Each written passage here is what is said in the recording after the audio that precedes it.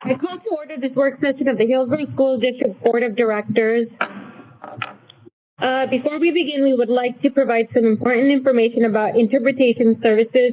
Please remember to speak clearly and directly into the microphones at a moderate pace. Please do not speak over one another so that interpreters can accurately convey your message. Thank you for your cooperation. Our first item agenda is a Northwest District Local Service Plan for 2025. This is our yearly opportunity to have our partners share about our local service plan. Superintendent Ryan and myself did have an opportunity earlier this month to review the plan with Superintendent Goldman. So without further ado, it's our opportunity to listen, ask questions, as then the board will be making a decision downstairs in the regular board meeting starting at 7. So Superintendent Dan Goldman and our Hillsboro Representative Dorian Russell also would like to share a Hillsboro School District alumni will be presenting the service plan for this upcoming year. Thank you so much. Thank you so much, Brooke, and Madam Chair, members of the board, and work session members. My name is Dan Goldman. I'm the Superintendent, Northwest Regional. And this is, like Brooke said, it's a yearly opportunity for us to kind of review some of the programs that the ESD provides with Hillsboro. It is not a full comprehensive view of everything that the ESD has ever done in the world. We have a slice of our revenue comes from the state school fund, and it creates this local service plan, but we do so much more than that, and that's something that's in your board packets. It looks like additional services and that kind of thing in your board packet. But we're really here tonight to talk about that one slice, the operational kind of part from the state school fund. And with that, I'll leave it to Dorian to kick this off. Thanks. Again, for the record, my name is Dorian Russell. I use they, them pronouns, and I'm so happy to be here tonight as the Zone 3 Hillsboro representative on the board. I'm one of 9 members on this board, and like Dan said, excited to be focusing tonight just on that local service plan, hopefully for your approval tonight.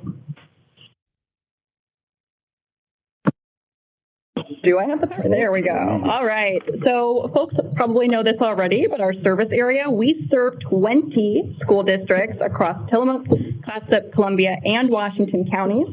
This is their 100,000 plus students, as well as thousands of children from birth through age 5. The size and diversity affords all of our districts a larger economy of scale than any other ESD in the state of Oregon. And you can see the diversity of the services in the plan in your packets this evening as well. So our leadership, so each year the ESD co-develops the local service plan with district leaders, which must then be approved by our board of directors and also 2/3 of the boards that make up our component school districts and 50% plus of the student population. So we work with all 20 of the superintendents and their leadership teams to determine the services and the professional learning that's offered to your districts. The slide deck provided in this evening's board materials presents the results of these efforts, the 2025 through 2026 local service plan. All of our district superintendents unanimously, all 20 unanimously approved this plan, which includes core services that are made available to all the member districts and the menu of services available when using service credits or contracting with our team. It also includes integrated guidance and technical assistance plan for your student investment account and associated grant applications. So how we're working together. So the local service plan, as Dan said, is just one slice of all of the services that the ESD is providing to school districts throughout counties. It does not include other grants and value-add services that we execute on behalf of the Hillsboro School District, though we have included that additional information as an FYI in your packet so you can gain a little bit more of a complete understanding on the breadth. Again, we're just focusing on the LSP tonight. And so with that, I'm happy to pass the rest of the presentation over to Dan to talk about some of the current ways we're working together and some of the Hillsboro specific highlights to be aware of. All right, thank you, Dorian. So before we get into the plan, this is a beautiful picture of a mom and her baby. who is yet to come into your school district, right? This is a pre-K kid who has special needs and is participating in our early childhood special education program.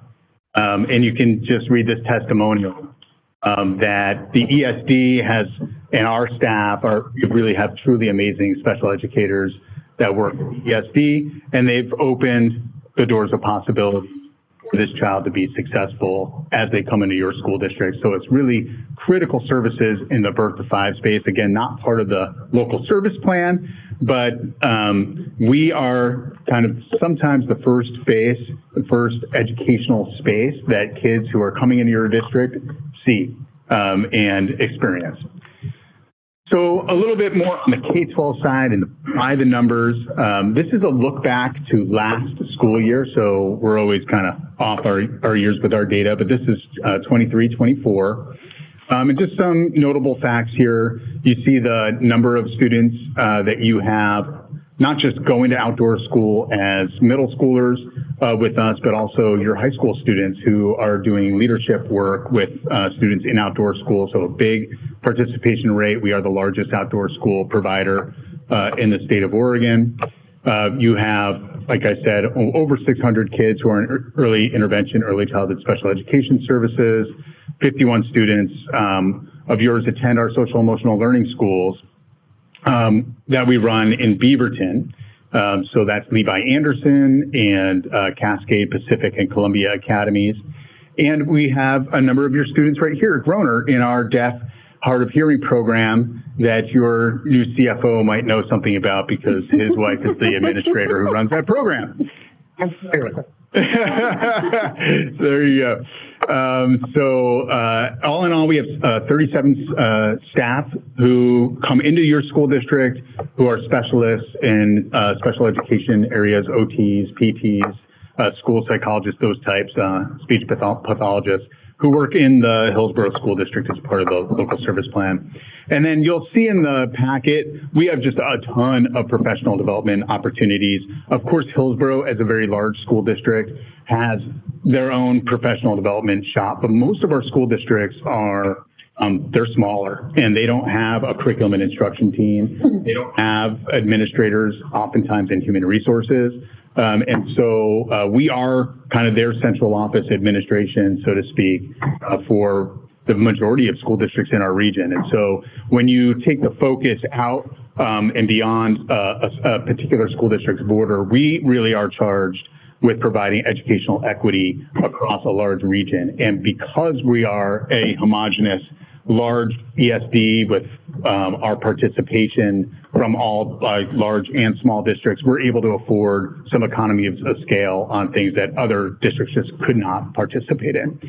So you guys do participate directly in these professional development services, our attendance services, college and career readiness services. So we have your high school counselors in a collaborative with our other high school counselors across the region around college and career pathways, dual credit programming through Promise Grant. It's a component of your dual credit footprint. You do a lot more as a big district than just that particular program in dual credit.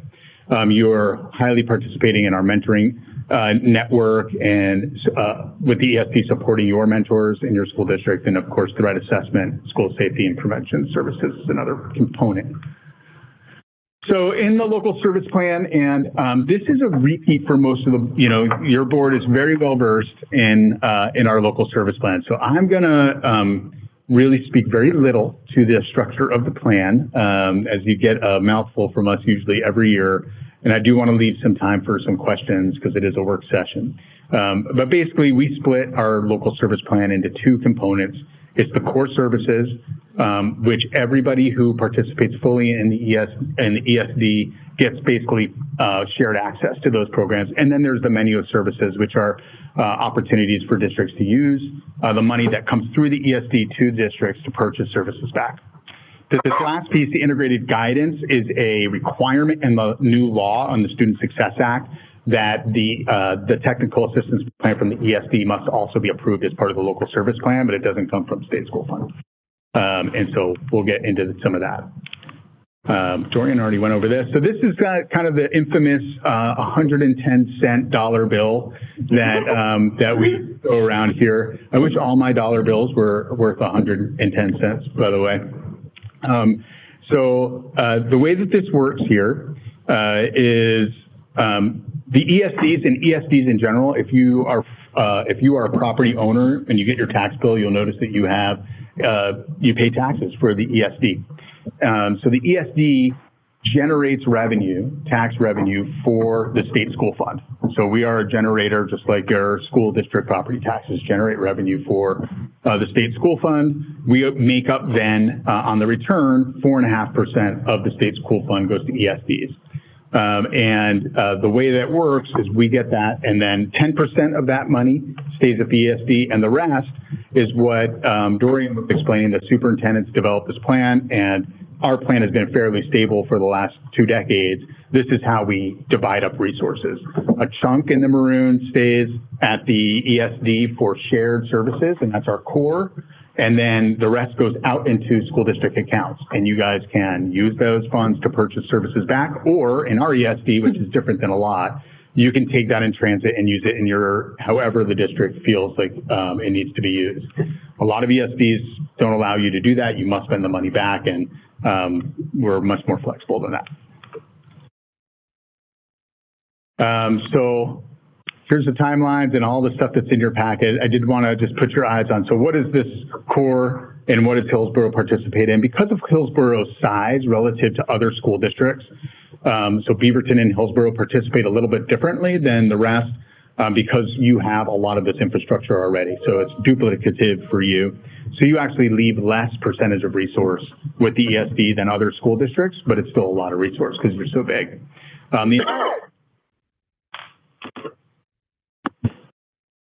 The instructional services bucket is where Hillsboro has access to core services. The rest is flowed from Hillsboro, and you purchase services, or again, take it just into your district general fund, et cetera.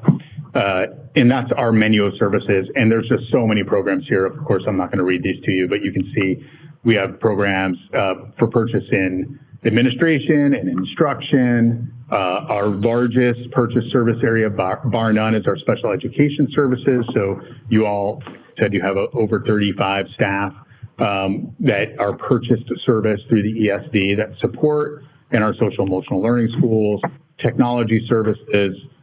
You also do purchase quite a bit of technology services back from the ESD.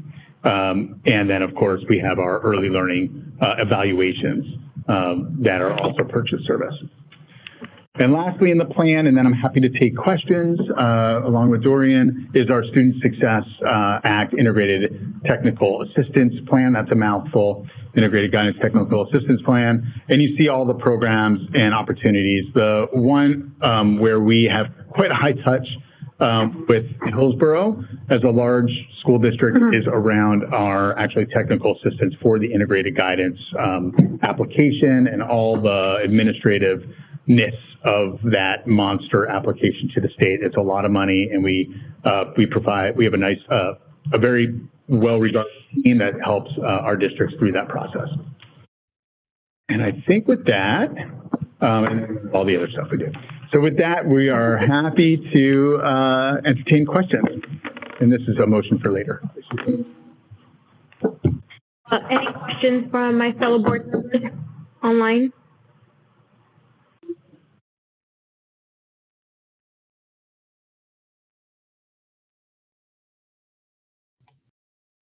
This is Sheehan. I do have a couple questions. Can you hear me? Yeah. Yeah. Oh, go ahead. Perfect. Well, thank you so much, Dan and Dorian, for coming and sharing. It's always exciting to hear a presentation from you all, especially as an extension of some of our services. So really appreciate the work that you all do. One quick clarifying question. The 37 staff members that support HSD or that support Hillsboro, is that just Hillsboro, or is that 37 staff kind of across all districts, or some districts, or is it specifically they are kind of mainly focused on Hillsboro? Those are, thank you for the question, and thank you for the compliment. We really appreciate it. Those staff are just staff that are purchased via the ESD over contract for Hillsboro.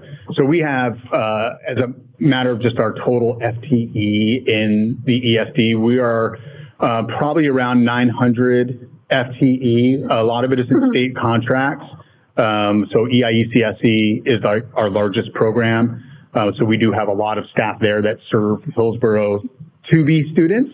But the 37 that are referenced there are special educators that are specifically hired by Hillsboro for Hillsboro schools.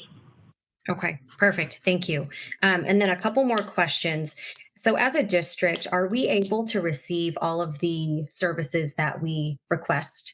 Or are there situations where we have a student in need of X service, but we haven't been able to get that because of either funding or staff shortage on the ESD's side? Yeah. Well, staffing has been an incredible challenge for everybody for the last few years.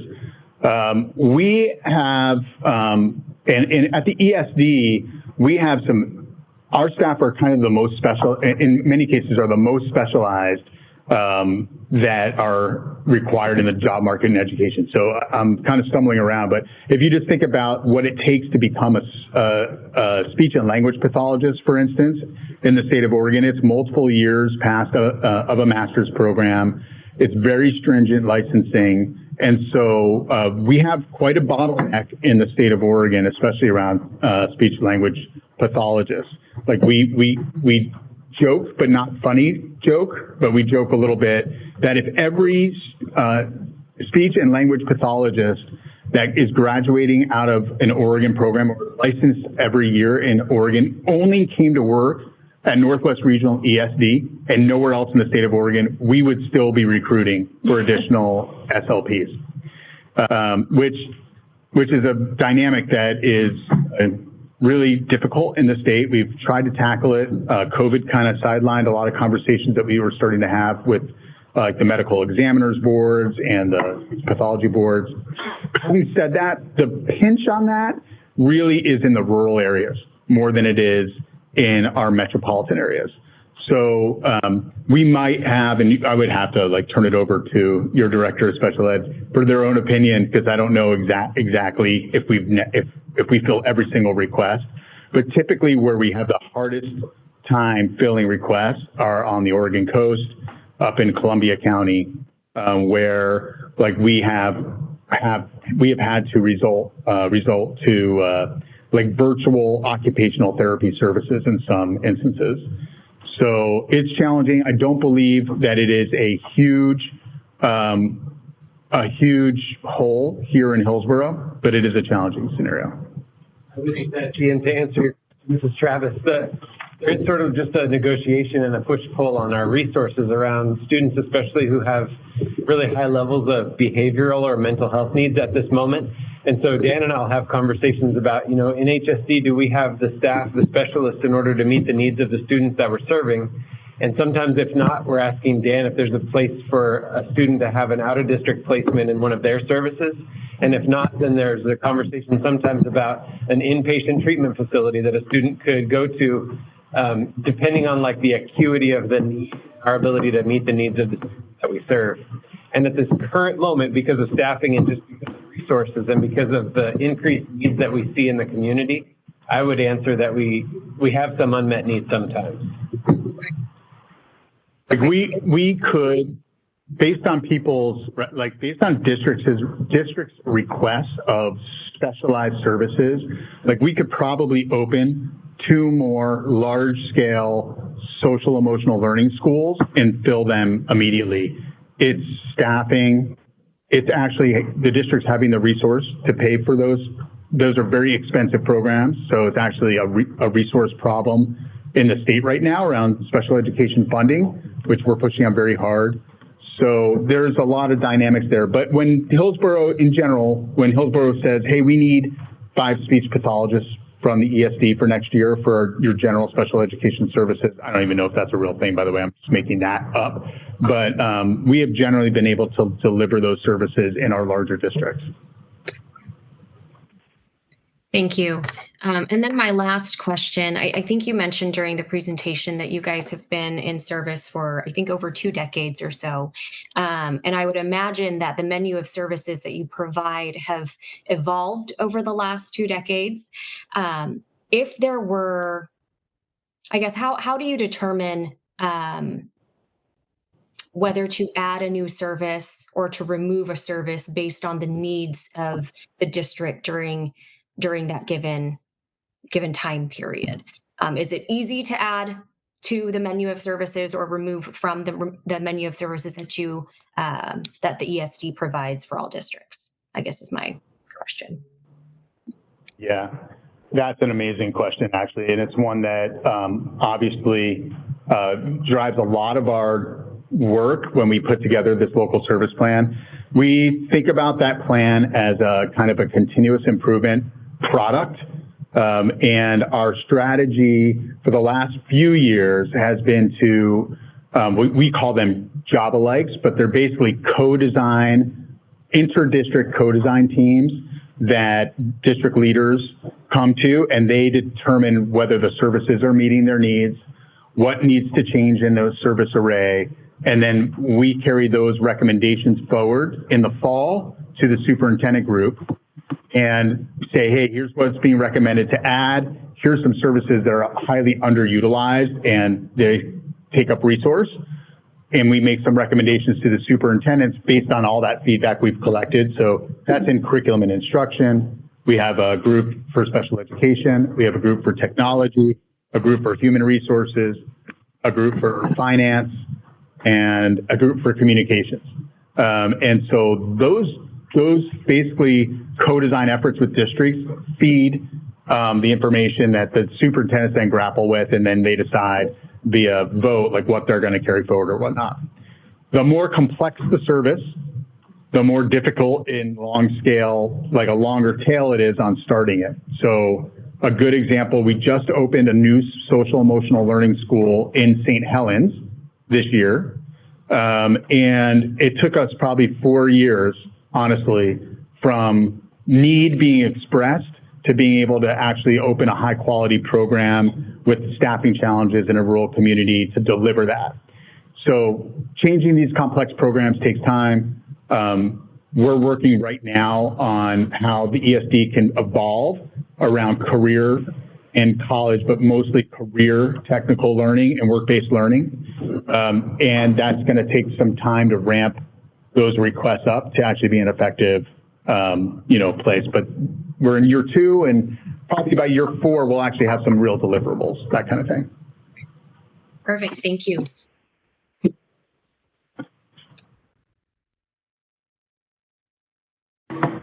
Any other questions? Yes, Director Ward.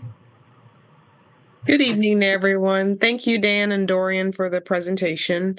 I have a question about the 110% dollar.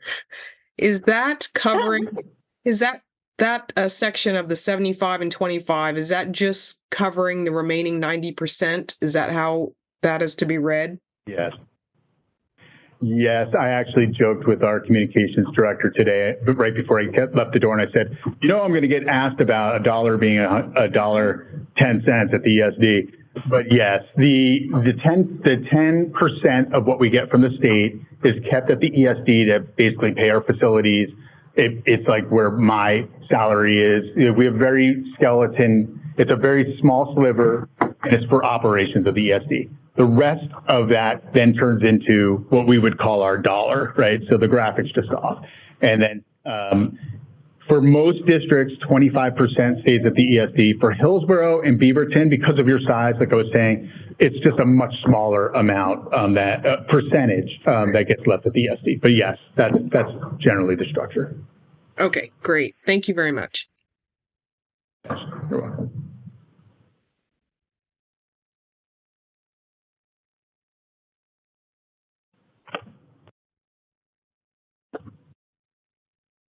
I just want to thank the ESD for your partnership with us and for evolving programs. We have a lot of shared values around early learning and special education and career pathways, like you mentioned, Dan.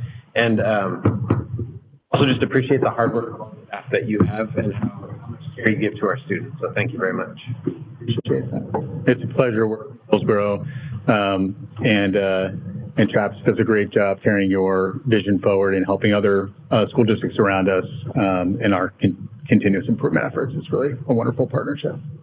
Thank you. Thank you. I don't have a question, but more also as a comment, just as someone who also has their own school. I know the services that you've provided to our past students and current students, and the phenomenal improvement we've seen in a positive way has been great. So you guys always have a special place at Briar Rose, and so thank you. And thank you for being here tonight. Thank you. We'll move on to the next agenda item, which is the budget development update with Scott and I'd like to welcome the budget committee members who have joined us. Thank you for being here this evening. And Scott, would you like to? Yeah, thank you very much, Chair. Good evening, board. Jeff is joining me. He's our manager of business services. I do want to recognize Gabby, who's also from our budget committee, who's here in person tonight. And we have some folks online I can't see. Justin Rose, Adam Wenberg, and okay, let me extend a welcome to those members of our budget committee as well. This is an important milestone this evening as part of our ongoing work to develop the 25-26 district budget. Tonight we'll focus on the investment side. We'll be sharing some of our assumptions and some other financial insights we have at this point in the process. Clicker. It's right there. Oh, it's over there. I'll grab it.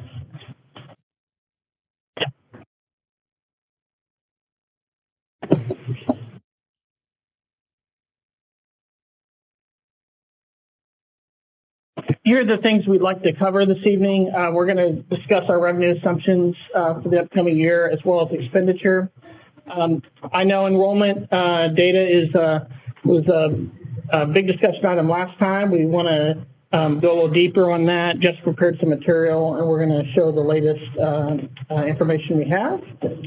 We'll briefly talk about integrated guidance at SIA, primarily because Brooke, I believe, is doing a deeper dive on that. Just happened to coincide with this meeting, so we won't steal all of her thunder, but we will touch on a few relevant pieces for the budget. And then I want to discuss some operational contingencies, and we'll look at next steps for the process. Okay, revenue assumptions. So we are basing our initial budget calculations on the governor's budget, which is at $11.3 billion for next year. What that means in our current estimate for Hillsboro is about a 5.4% increase to our revenue stream. By the way, all the numbers I give tonight are our best known number at the moment. Obviously, there are things still developing around these, but I'm giving you kind of our best insight at the moment. So that is an increase. We'll talk more in a moment about the expenditure side. Enrollment, as I said, we are seeing continued declines there. In general, the graduating classes at the high school level are larger than the incoming classes in kindergarten. And Jeff's got some more data, including the MTG data, formerly Davis data, that he'll share, as well as our own internal projections. Major grants we're holding as, mostly flat. There's a little bit of an adjustment to SIA, which we'll talk about. Federal programs, this has been a lot in the news recently. We're continuing to partner closely with ODE and OASBO to get their assessments of where they think any changes, if any, will occur at the federal level out of Washington. At this point, we are assuming no funding reductions, but we are well aware in the political environment there could be changes to this, and we will obviously adopt those and work with you if we see adjustments there. And lastly, I mentioned this because it does affect our revenue forecast from this year's basis. Obviously, ESSER ARPA funds have expired. We did have some of those in 2024. Those will be gone next year, which does limit a little bit of our revenue flexibility. Okay, expenditure assumptions. So first and foremost, as you know, we still have one collective bargaining. We're still bargaining in one area with the classified staff. We do have the results from the agreement made with the license side. We're assuming for now a general salary increase of 6.25%. Obviously, that's subject to change as those agreements is finalized with the classified folks. That includes both the increase next year of 4.75% that we took from the license agreement and a 1.5% step increase. We will continue to monitor that and, may tweak that step increase, but we think that's a pretty good number as a starting point. Benefits are up, and you'll see in a moment, some of our non-staffing costs. So right now we're modeling a 7.5% increase in benefits, primarily driven by PERS, but there are increases in some of our other insurance areas as well. So we're watching this one closely. The PERS increase is roughly 6.5% at this juncture. So this is certainly affecting our costs. And I'll remind the budget committee that between the salary increases and benefits, that's about 84% of our total cost expenditures. So we are a very staff, focused financial sheet. So those numbers tend to have a disproportionate impact on our overall forecast for expenditures. Prior years, we've tended to use a 3% adjustment for non-staffing costs. I've adjusted that up to 4% this year because of the inflationary pressures we're seeing. I'll talk about some of those in a second. But I also want to be transparent that right now our actual projection is much higher than that 4%. It's actually at about 9.4%. So as the budget committee, knows, 5.4% increase in revenue and a 9.4% increase in expenditure will lead to a deficit situation. So we are aggressively looking at what we might need to do in order to bring that 9.4% down, since we have less impact directly on the revenue piece, although advocacy from the board and others can help that. So that's the current plan, and I can talk more about that desires. We have seen some categories significantly increase. I'll give an example here, like our liability insurance, we're expecting a 17% increase in premiums. I haven't found anyone that remembers it being that much of an increase in 1 year. Some of that is driven by the shared risk pool that we're in and some of the sexual lawsuits and other settlements that are happening in the news, even though those may not be in our district. When we're in a shared risk pool, they affect us and our premiums, right, as those things are settled out. So, and that's one example. What we're doing right now is for the next iteration, we're actually going through very carefully, category by category, and looking at some of our assumptions there and adjusting as needed to get a more realistic number. So these fall under the 4%. I'd expect we'll probably adjust that 4% a little bit as we develop more insight in the coming weeks in the budget process, but we thought that was a good starting point since it's about a 30% increase of what we usually do in the budget. I'm still maintaining a 4% general fund balance for next year, in part in light of the deficit challenge that I mentioned. I'd like in the future to probably speak to the board about the, perhaps trade-offs of increasing this. I think it's a little low compared to what I see, candidly, in some of the other districts. It might be an opportunity for us, but probably less so at the moment when we resolve the deficit issue that we're seeing. And then lastly, obviously we need to adjust staffing level services and so forth in this expenditure column to eliminate that deficit and get back down to the 4% reserve and where the board would expect us to be. And so that's where a lot of our work is right now. I said a lot there. I'll pause. Okay, come back to things if you have questions. So let's talk a little bit about what we're seeing around the enrollment, and I'll pass that over to Jeff. All right. Well, I believe this slide should look familiar as we presented last month, showing our general slight decline. I didn't get the numbers on here, but I did add up. So for the 2024 year, we're looking at about a total of 18,326 students. And the 2025 number is 18,119. And then 26-27 is looking at 17,922. And as Scott mentioned before, a lot of that has to do with our high school. Right now, our high school classes are all about 230 kids higher than our incoming kindergarten classes. So for the next at least 4 to 6 years, we'll be, if the average stays the same as incoming kinder, we're graduating 200 plus more kids than our incoming. So our number is going to continue to decline for the next few years before it starts to level out. And we did get our report from McKay Larrabee from the demographers, and their estimation is actually a bit higher of 4% than what we were using. The reason we didn't go with the 4% is kind of working with HR over the last few years in comparison with the demographers' numbers. This has been a more accurate student count, so we've decided to go with this rate right now for estimating our enrollment, while continuing to monitor those numbers.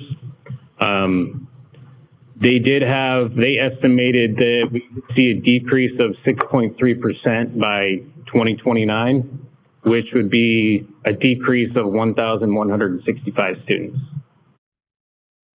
But for the large part, their statement was in agreement with ours that we are on a slight decline with our enrollment currently, and it will be until about 2029 before it really starts to level out.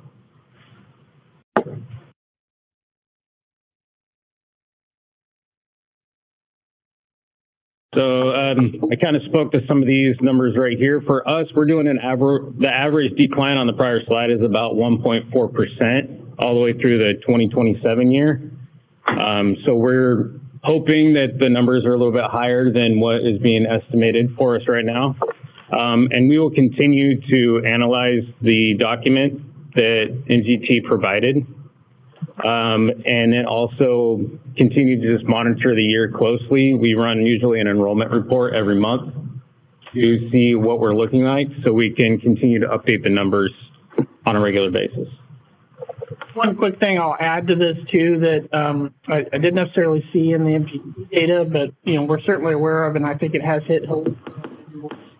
We've had some large employers in the area, Intel, Nike, and I realize they're based in Beaverton, but many of their employees live here in Hillsboro. So there's been some significant layoffs at some of the largest employers in the area.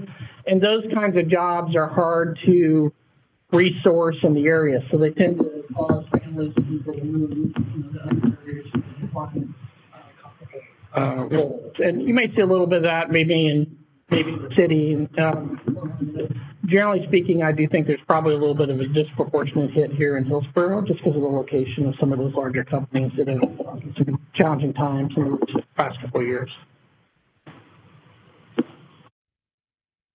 You'll get to see this slide later in Brooke's presentation, but we just do a quick intro to our integrated guidance. We've got the estimates for the upcoming biennium.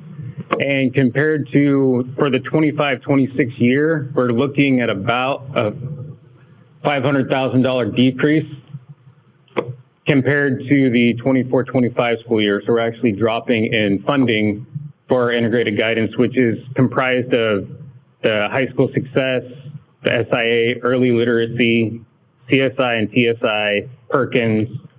So there's about 6 grants to make up the total, and that is going down by $500,000. I know Brooke will be speaking a little bit more later to these ones. So if you go to the next one, this is the breakout of how we do our SIA investments. This is something we also presented with last year. And then the next few slides show what make up this pie chart on the investments that we're looking to have next year for SIA. They're in here just for you guys to be able to see, but I know it'll be covered a little bit later today. Unless there were specific questions, I wasn't going to go through each line by line item.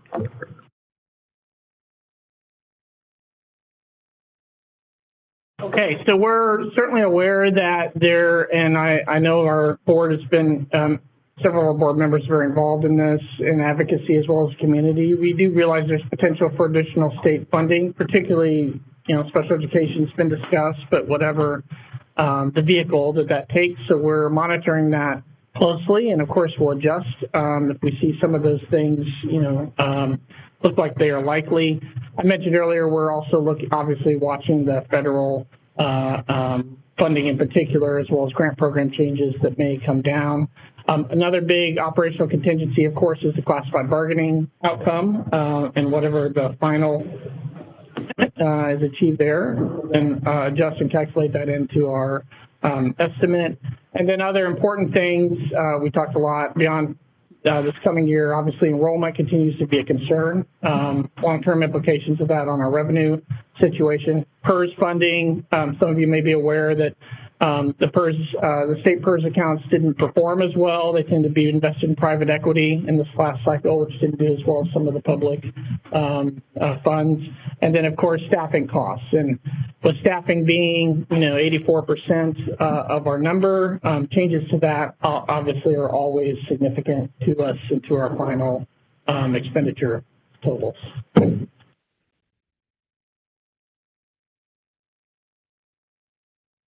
So we are now moving into the interim period after tonight's meeting, where we will do some more development of the budget. We are scheduled to have a committee meeting with all of you on the 22nd of April, and then the hearing and adoption follows the normal schedule. It'll be June 17th with the budget implementation 7-1.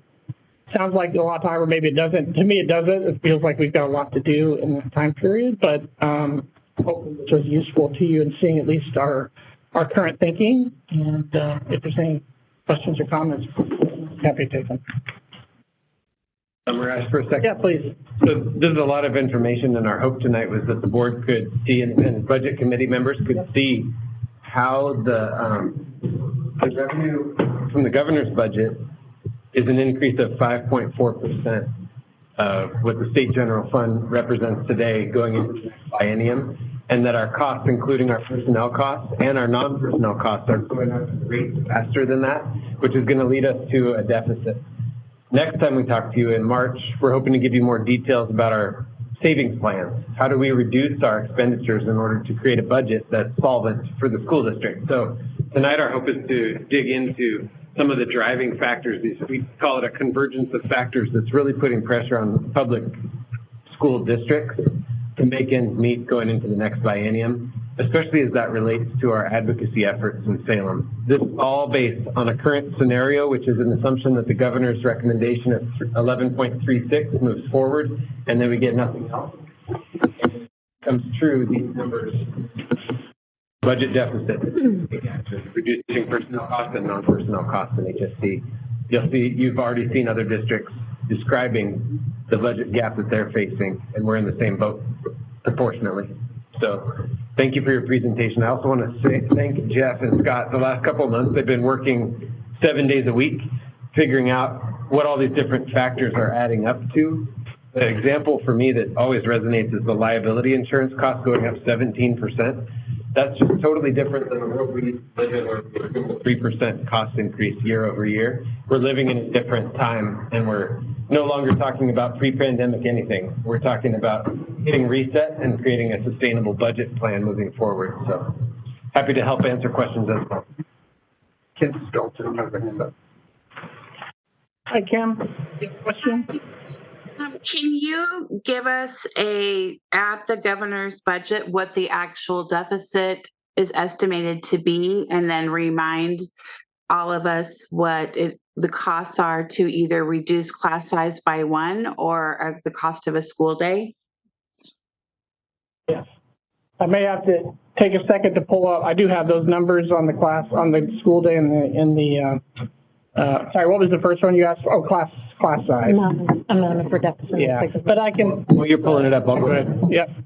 Tim, today, if we had to tell a number, it would be a $20 million deficit for the Hillsboro School District going into next year. And so the numbers that when we're planning on what that means in terms of days of school, staff reductions, we're basing it on that number. Now, that number will become more clear going into March, and as we work with our schools on class size ratios and all that, we'll bring more details to the board. Travis, is that 20 million each year of the 2-year biennium?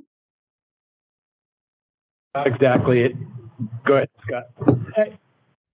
Yeah, he's right, not exactly. So we have focused our forecast on next year for now. So I don't want to say just double that for the next, it won't be exactly like that, Kim, but I don't have the 26, 27 estimate because for this budget cycle, we've just been focused on the next year to date. Okay. To your question, day of school, next year, we estimate to be approximately 1.4 million, 1,486,000. I don't have the class size adjustment, do I? Oh, I do. Yes, thank you. That's pointing out to me. I do have it. That's about 2.9 million. Reducing staff student ratio by 1, which is about 20 licensed. And I recognize that's not how the budget will get crafted with those two considerations, but I would remind everybody who's talking to legislators and community members, those are statistics that are meaningful to community members when you actually start talking about class size changing substantially.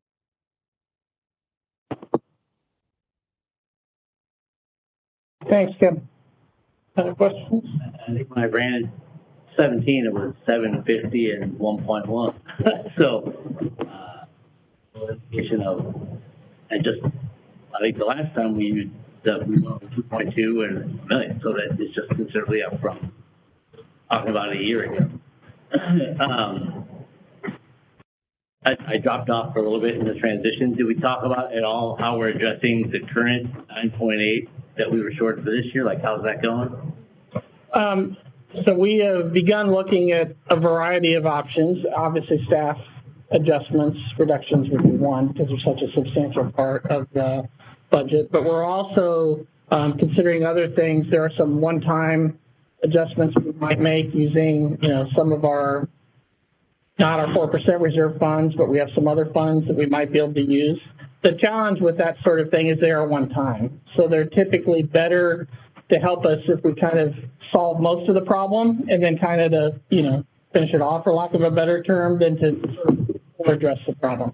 I think it will be challenging, just based on the math, if we remain at that sort of deficit and the revenue side doesn't change in a positive direction, to address this without either staffing or these other things like days of school or something. They're all difficult kind of answers, but I think just the size of the magnitude of the deficit is going to require something. When you talk about the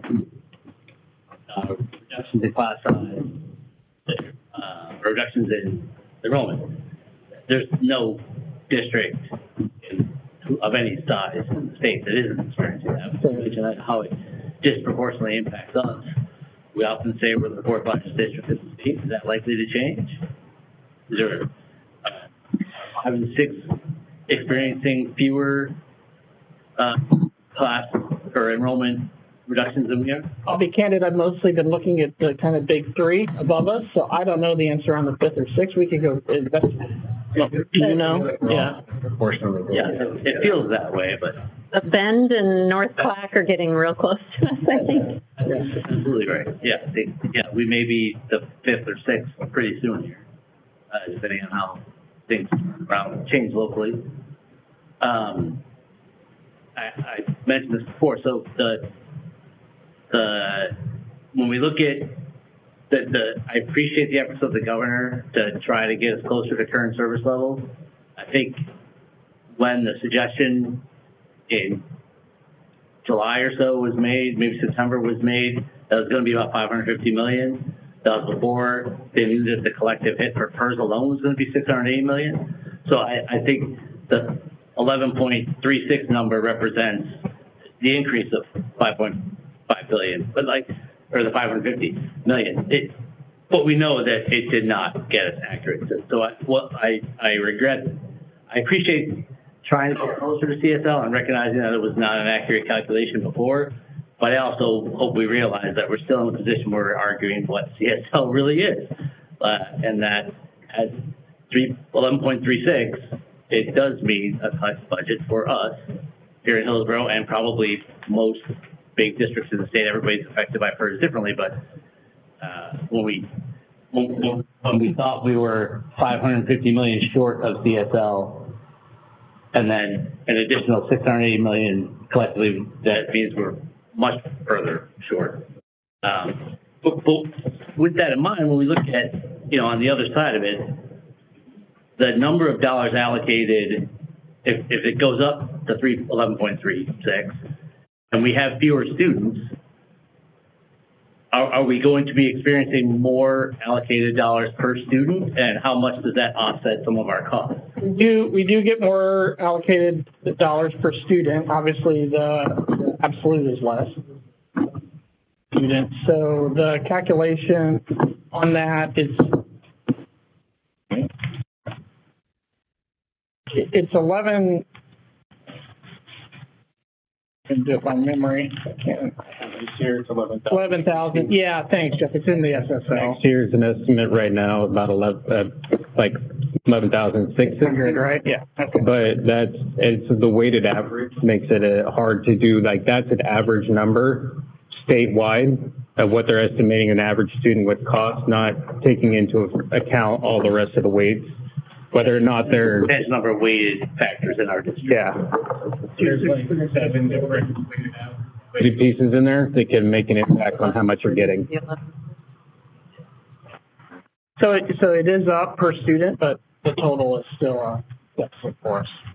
I am slightly, I know our students have much higher needs than they did before the pandemic. I think y'all's credit always include the mark slide because where they were when they went home, it plays a role in the development of every one of our students for the next 12 years or whatever.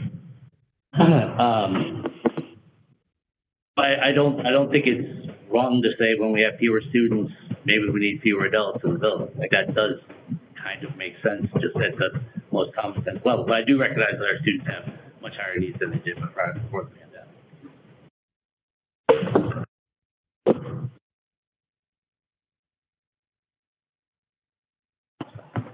You're fine. Any other questions? I can't see, so I don't know if anyone's raising their hand. No? Oh, thank you, Scott and Jeff.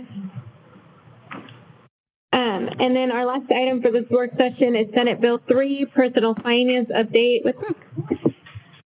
In our summer board retreat, we have discussed Senate Bill 3, and we've spent 18 months in planning of what the required diploma, the diploma requirement of that personal finance course will look like. So we're going to present that tonight, as well as we've had a long-standing 0.5 career development credit, but also for a little bit of updates on that as well.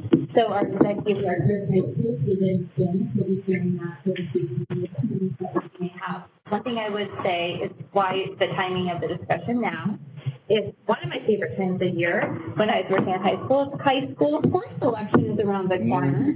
And as you may get questions of will personal finance be on the course selection, or what will that look like in a student's experience, we wanted you to have the most up-to-date information and answers to that if you are getting some questions from family or community on how we will best be moving forward on projects.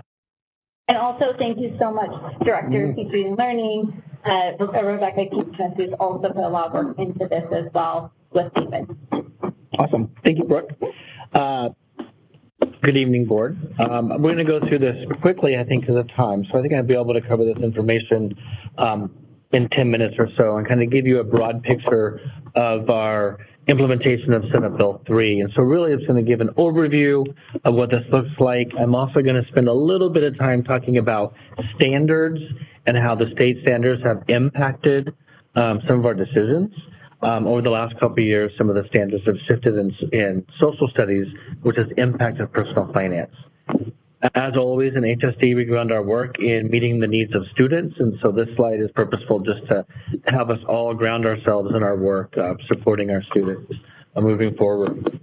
It's also important to stop and pause and think about the last year and what we've done as a team. working in HSD with building principals, working with school administrators, central office staff, in partnership with state ODE individuals, working with administrators from across the state. There's been multiple webinars, there's been multiple learning sessions. This has been an evolving process over time, getting to this point in time. And a lot of times we take 3 steps forward and 1 step backwards as we implement Senate Bill 3 across the state. But we're at a point where we have finalized our final option that is best for HSD to meet the requirements of the bill. So a little bit of background for us. 0.5 credit is required as part of the 24 credits needed at the high school diploma. So this is a requirement that is on the transcript. So personal finance has to be stated on the transcript as 0.5 required credits. So it cannot be embedded somewhere else. It needs to be a standalone course that exists. That was part of the Senate bill. The other part of Senate Bill 3 was the career development credit. And in HSD, we are a state leader in this work. We're there already. We have the career development 0.5 credit already labeled. It's already implemented. We have systems put in place in all of our high schools at Oak Street and HOA as well for students to meet that. So we are lucky that part of the bill and the requirement for the class of 2027 is already put in place. These skills that are included in this bill, in terms of higher ed and career planning, I have them listed. I'm not going to spend time tonight going through those because, once again, those are established already. But those are really looking at those soft skills needed to be a lifelong learner and being a participant in society in terms of an employable individual, and how we can support our students to get to that point in their post-high school learning and their post-high school career, both of those dovetailing together. But I do want to slow down a little bit and spend some time here on the personal finance side of the bill. As I stated already, that 0.5 personal finance part of the bill is required, so we can't have another class that embodies personal finance. Like, we can't have a math class that covers the personal finance credits or standards. We can have personal finance that includes other class standards. So, for example, the current econ class we have in the district, many of those standards can be incorporated in personal finance and not reverse that. We have to be really thoughtful around how personal finance fits on the transcript. The second bullet point is also important. This impacts the class of 2027 forward. So that's our current sophomores. So our current sophomores forward will need to have this class as part of their high school repertoire. Something else that is important is these standards were adopted in spring of 2024. Here we are in the winter of 2025, so we've been working on about an 8-month time window here, looking at these standards and getting them ready to put into a class and a sequence of classes in HSD. We don't need to go into the standards tonight, but for the board, I've linked the ODE approved standards for the personal finance course. And then the last bullet point is important for us. And the reason it's important is because the plan we are putting in place is cost neutral. We had 8 or 9 different options that we created as a team. There were about 10 people on the team, and some of them had a cost to them. And we chose a plan that's cost neutral that also allows for the teacher with expertise to teach the course. We also have an HSD personal finance courses that are embedded in CTE pathways. So we wanted to honor current culture, and we also wanted to honor the requirements of the bill. So that means licensure requirements are pretty open. As defined by ODE, basically anyone could teach the course, but we want to make sure that we have qualified people teaching the course. But anyone with a license could teach personal finance.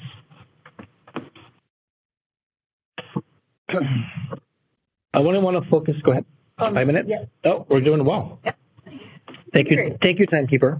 I I want to focus on the white side of this two-shaded slide here and really look at the personal finance standards. There are 16 total standards in personal finance under 5 categories. Some of those standards we currently teach in economics. So being able to move those standards over into personal finance allowed us to be more flexible with how we identified economics. We as a district don't want to remove economics as a requirement, but how can we work with that economics requirement and that need for economics, knowing that those standards shifted over into personal finance is an important point to keep in mind with the plan that we adopted. When we look at social studies standards, many of the economic-like standards in social studies align directly with U.S. history and with world history. So we're able to take those economic standards and embed them in U.S. history and world history to the thematic approach instruction to meet those standards. So we're able to take the work that existed before and put it in play in a new model. Which takes us to the implementation plan in HSD. So students will take personal finance in place of economics their senior year. So this is a 0.5 credit that will be labeled personal finance. It will be partnered with people in politics, and they'll take it either first semester or second semester. The economic class that used to exist in that spot, those standards, as I just said, will be absorbed in personal finance, and they will be absorbed in U.S. history and world history.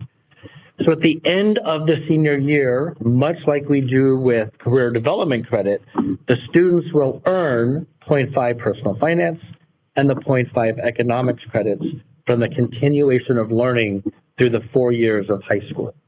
Okay? Why is this important? Because we can meet the needs of personal finance, we can also meet the needs of economics, and we can meet all of the standards, and it's a cost-neutral approach to be able to award credit and support our students to be able to be lifelong career and college ready. With that, I think I lost. So the timeline, really quickly, Hill High will be piloting this course next year. So Hillsboro High School will be the first class or the first school on board next year. The reason for that is because with the IB curriculum, it allows them to be a little more flexible. It also allows us as a district to learn as we implement at Hill High. The other 3 high schools will start the following school year, which is 26-27. And then by the end of 27, when our current sophomores or seniors, every student will have personal finance completed. I made my 5-minute mark. Yeah, I try to get it done here as fast as I can go. Really good. And I don't know if I have time in questions, but I'm more than happy to take questions. Do I really? Yeah. Nice. Great job. You know, it takes until they're senior. You know, I take it till they're senior, correct? I would like to add on, I would like to comment on this. First of all, I am so glad the content is being taught to students. Someone who's actively taking economics, I love that this content will be taught to future students, to sophomores and beyond, because I think given how abstract the subject of economics can be for a student who has not stepped out into the real world or who has not learned how to live independently, I think personal finance will add that individual touch that will help students connect further with the subject. I'm very glad that you were able to integrate it so seamlessly. Thank you. Good. Thank you.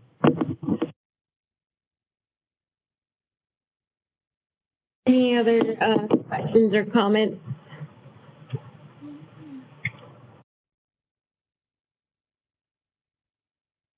Thank you. Thank you. Thank you. And with that, we will now recess this work session at 6:50, and begin regular session downstairs in the boardroom. Everyone, the Hillsboro School District 1G Board of Directors regular session is now in order. We will begin as we always do with the flag salute. The flag is in the corner behind you. I pledge allegiance to the flag of the United States of America and to the republic for which it stands, one nation, under God, indivisible, with liberty and justice for all.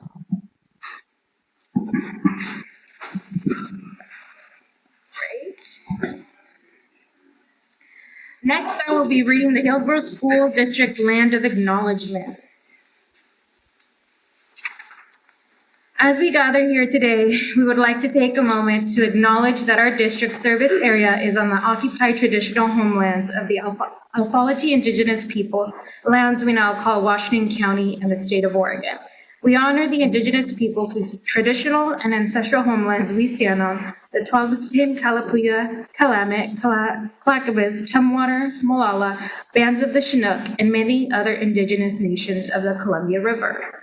In remembering these communities, we honor their legacy, their lives, and their ancestors. We also recognize the urban Indigenous Native First Peoples community living in the metro area, which includes over 400 tribal nations. The Hillsboro School District is committed to the recognition and education regarding tribal and local history and working with our local tribes in partnership. Before we would begin, we would like to provide some important information about interpretation services. Please remember to speak clearly and directly into the microphones at a moderate pace. Please do not speak over one another so that interpreters can accurately convey your message. Thank you for your cooperation. And we will start this presentations and proclamations. This evening, it is my pleasure to introduce students from Brown Middle School Jazz Ensemble. These are a mix of 7th and 8th grade students, along with their teacher, Matthew Carter. They rehearse on Wednesdays after school for 45 minutes. The objective of this ensemble is to expose students to a variety of musical styles, including swing, Latin, rock, and funk. It is in this class that they begin to scratch the surface of our improvisation with essence in the cornerstone of what defines jazz tonight. This will be their first performance of the year. Please help me welcome the Brown Middle School Jazz Ensemble students as they perform for us tonight. Give them a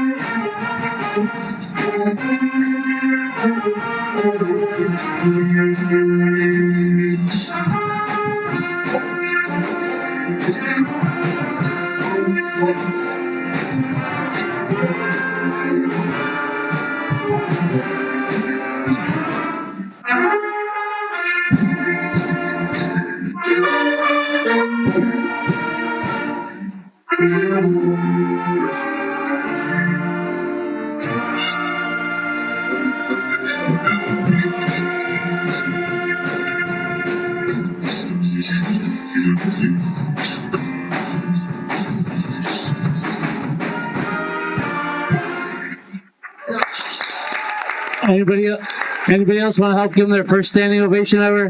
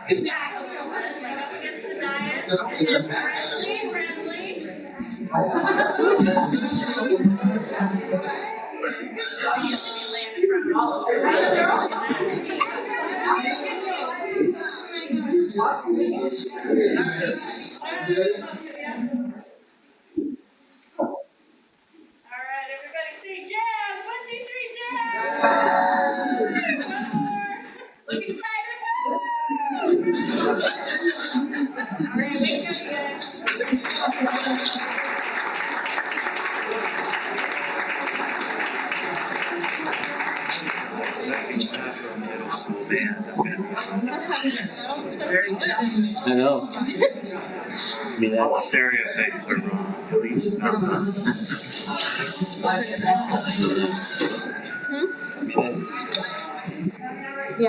can't imagine composing a solo, or I can't imagine doing a solo like that at that age. It's valid. It's important. Wish we could do this more. That was great. Budget updates. Music, yeah. Yes. What was the one? The one you choose. Thank you, Brown Middle School Jazz Ensemble. Next, we have our oh, I'm sorry. I didn't see the chairs. Ignore me.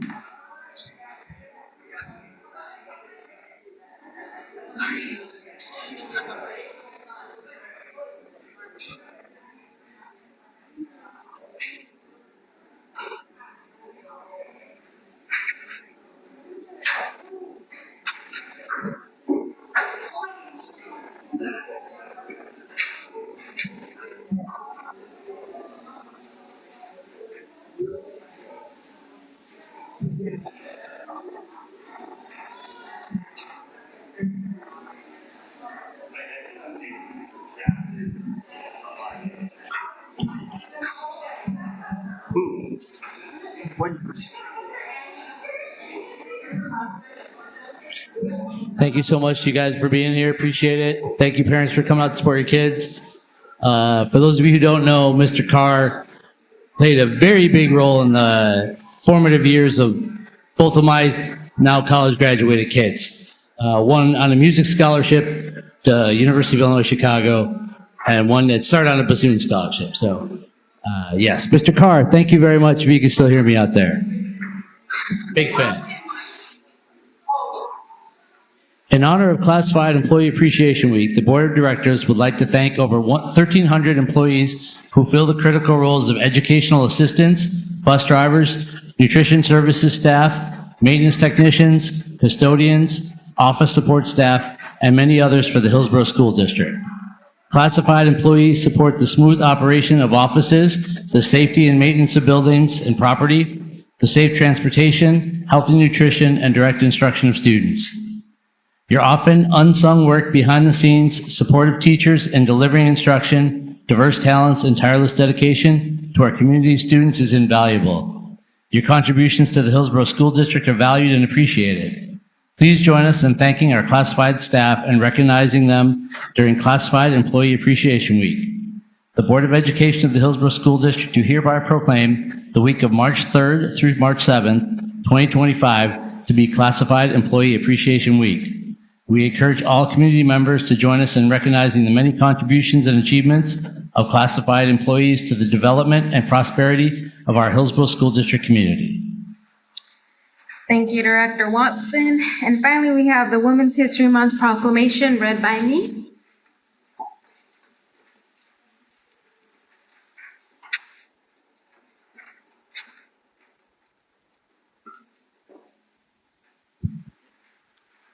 The Hillsboro District celebrates women of every race, class, and background that have made historic contributions to the growth and strength of our community in countless recorded and unrecorded ways. The Hillsboro School District honors women that have played and continue to play critical economic, cultural, and social roles in every sphere of the life of our community by constituting a significant portion of the labor force working inside and outside of the home.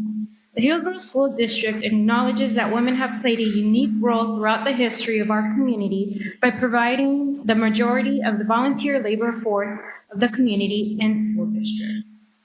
The Hillsboro School District recognizes that women have served as early leaders in the forefront of every major progressive social change movement. Women have been leaders not only in securing their own rights of suffrage and equal opportunity, but also in the abolitionist movement, the emancipation movement, the industrial labor movement, the civil rights movement, and other movements, especially the peace movement, which created a more fair and just society for all. The Board of Education of the Hillsboro School District do hereby proclaim the month of March 2025 to be Women's History Month. We urge all community members to join us in recognizing the many contributions and achievements of women to the development and prosperity of our community.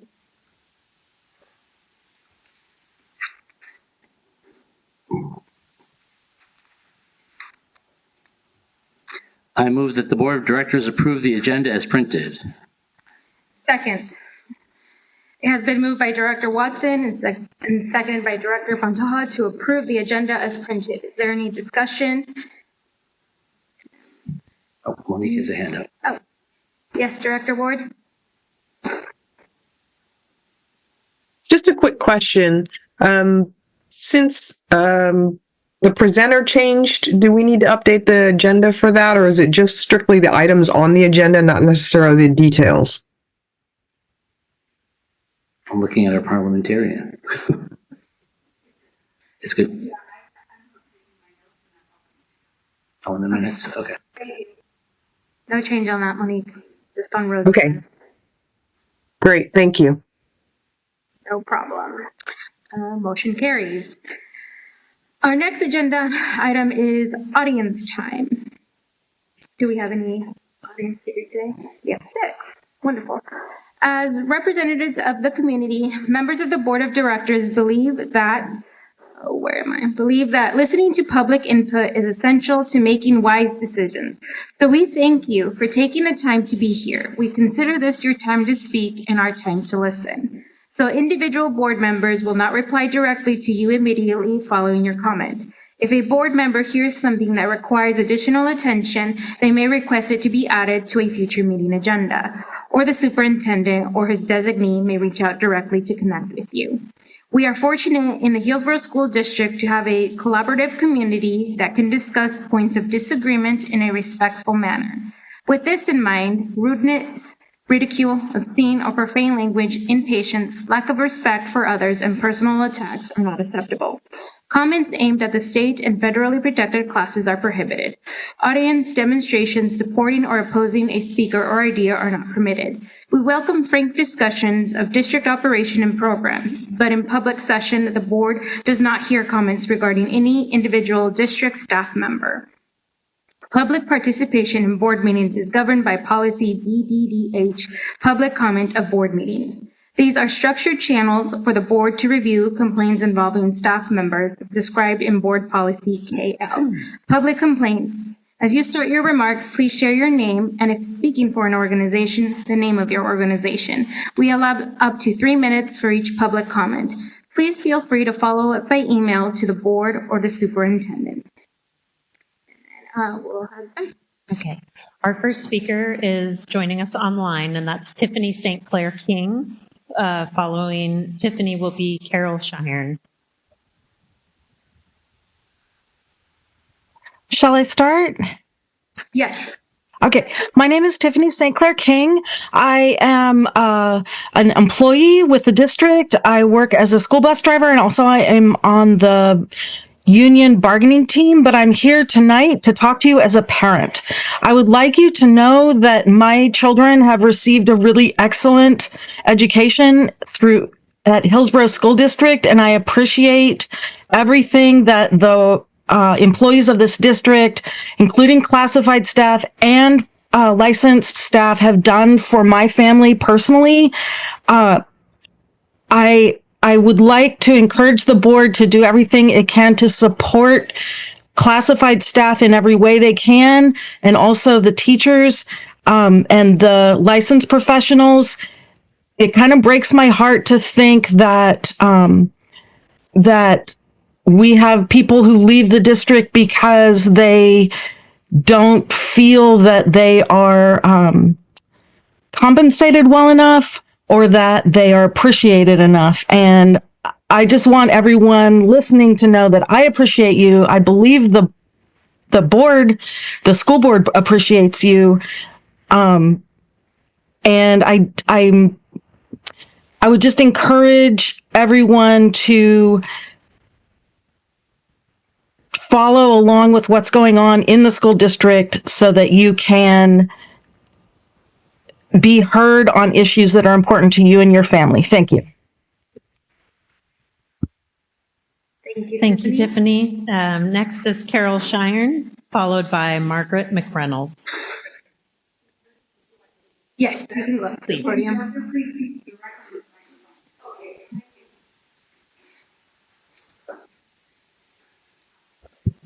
Okay.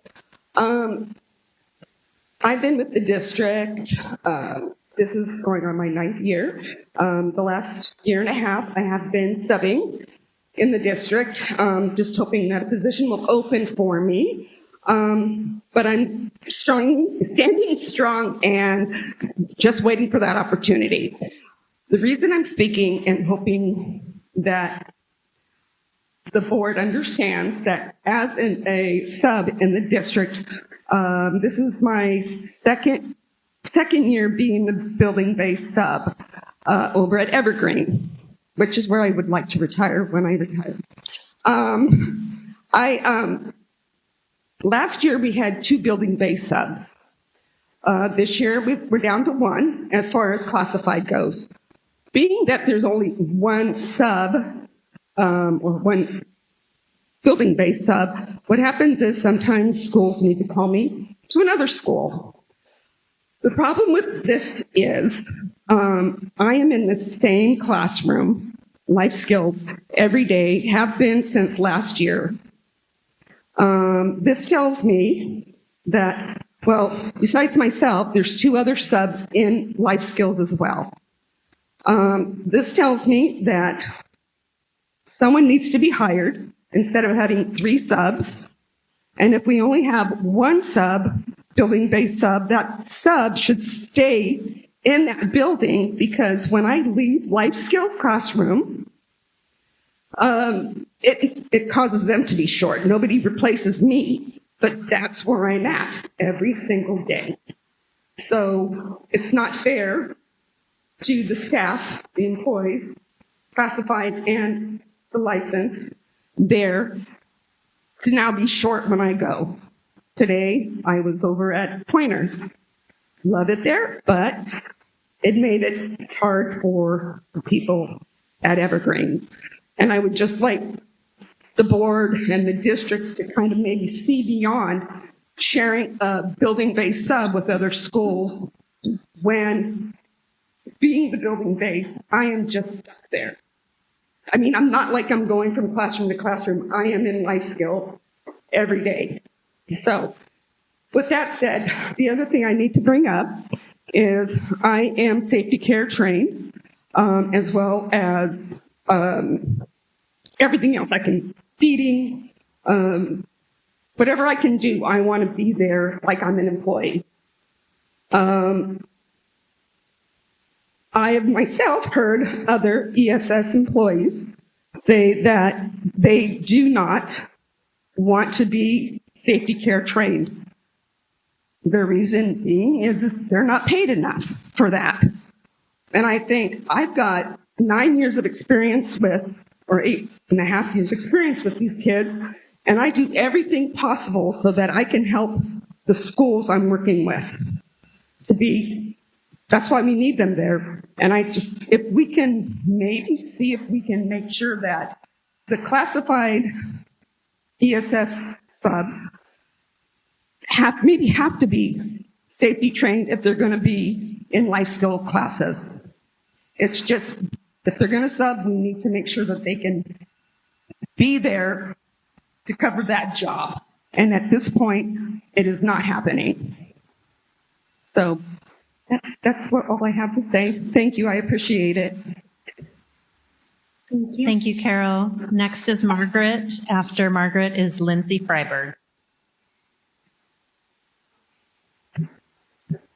Hi, I'm Margaret McReynolds. I want to thank you as a board for recognizing classified staff. You're right. We do a lot. You're right. We are the backbone of Hillsboro School District. And so I appreciate that little note of encouragement and of recognition tonight. I have been with the Hillsboro School District for 21 years, 21 years. 17 of those years, 18 of those years have been in the life skills program. I love my job. I love the kids that I work with. But about 7 years ago, behaviors began to change and it became more challenging. And I can honestly tell you that my experiences are not isolated to just me. Almost every special education assistant has their own stories about how they have felt less than safe in their working environment. Safety is not singular to SEAs, but has become a challenge in all aspects of education. I have been bit, scratched, have had my hair pulled. Recently, I had my ears pulled down from the top of the desk while I was in sitting position across from a student, pulled down. Not only were they sore, but they rang for 2 weeks. I have been hit with flying objects. I've been headbutted. I've had feces thrown at me. In many cases, this isn't just a once in a while occasion, but it occurs every single day and often several times a day. Needless to say, we as SCAs and we in special education and probably other aspects of classified staff have PTSD. Going to work can be very stressful. There were times that I was so filled with anxiety, especially on the weekends, knowing that Monday that I would have to go back. I didn't want to go back. And I think that no one should be afraid to go to work. Yes, the district provides us with safety care training, as necessary as this training is. In all actuality, is not a cure-all. I can honestly tell you that there have been times in my discussions with other SEAs, other classified staff, that they're wondering if people in the district office really care about our safety, if they really know what's going on down in the trenches. Do you know what's happening in your classroom each day? Is safety of your employees as important as safety of your students? For this reason, I decided that I wanted to make a change. And I probably will be retiring this year, like 98% sure. But I want it to be better for the other people that are working in the same position that I'm working in now. I want to make a difference, and therefore I joined the bargaining team. We love our students, and we know that many of them do not have the emotional self-regulation skills. However, this does not negate the need for a safer environment for staff and students alike. We find we are managing more behaviors and providing less support for students who are in need of adults in their inclusion classes. These students are being left behind. I know the answers to the challenges are as complex as the students we serve, but I am here to advocate for myself, my friends, and coworkers who have been injured, and students of all abilities. We need to have enough staff to meet the needs of every student. The students with challenging behaviors have benefited a program that best suited for their needs.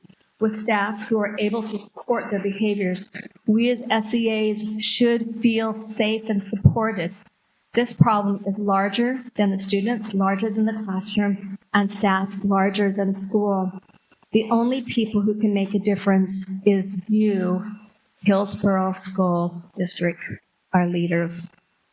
We are asking you, as Hillsboro School Board, to be supportive in encouraging your bargaining team to ratify and helping secure the safety of your employees, and also giving staff the compensation that they need, that many need, to make ends meet. Thank you so much for your time.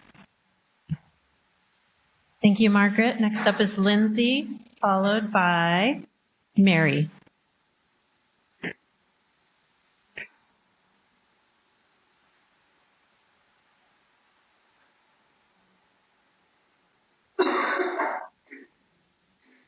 My name is Lindsay Freeberg. I have been in education for 18 years, the last 8 with HSD. And tonight I'm speaking as an SEA in the Life Skills program. My role requires not only instructional support, but also extensive physical and emotional engagement with students who have complex needs. Many of us in this field experience frequent physical strain, including bruises, scratches, hair pulls, bites, and as Margaret said, feces. In addition to these physical demands, the emotional investment and patience required to support students with diverse and significant disabilities makes this role incredibly challenging, yet also deeply rewarding. However, during a bargaining session, I learned that security personnel are not expected to intervene in escalations, yet assistants like myself are expected to step in when our students are experiencing intense distress.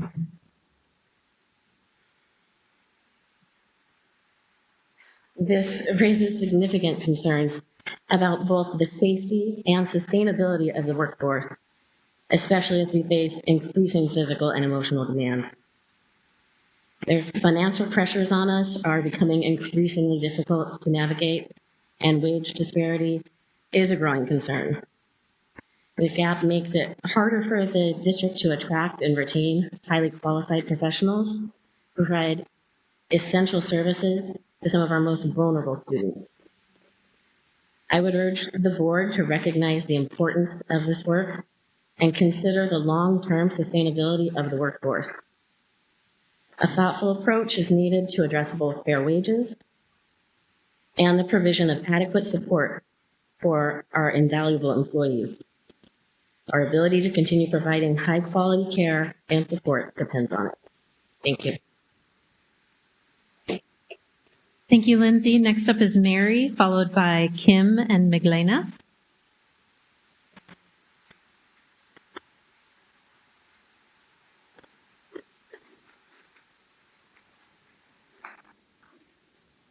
Hello, my name is Mary Przinski. I'm a classroom nurse in Hillsboro, and I've been here since 2018, and my main school is Evergreen. I find it concerning that when a nurse is absent from the classroom, it is not an option to put in for a properly trained SCA substitute to fill the absence. This leaves the classroom understaffed and makes me feel guilty for taking time off for a simple appointment, because I know my absence results in one less person in the classroom supporting our students. The remaining staff are pulled in various directions, which leaves students at risk regarding safety and proper supervision due to the lack of classroom support from a nurse taking time off for a doctor's appointment, for example.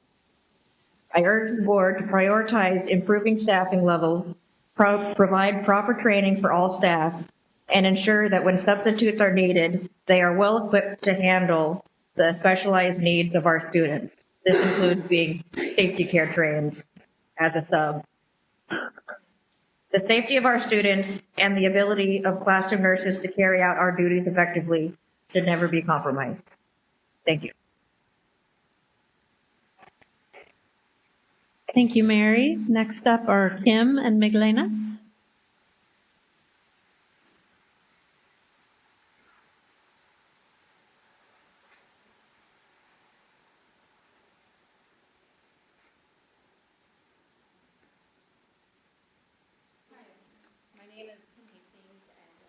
Can you hear me okay? Sorry. Can you hear me okay?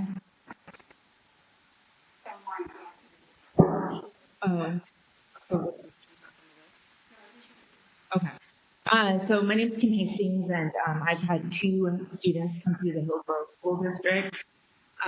My younger son is in the middle school here in the district. He made a comment to me in his early education that he did not want to wear his light-up shoes because he was afraid that if an active shooter came into the school, he'd be found, and that was a very devastating comment to me.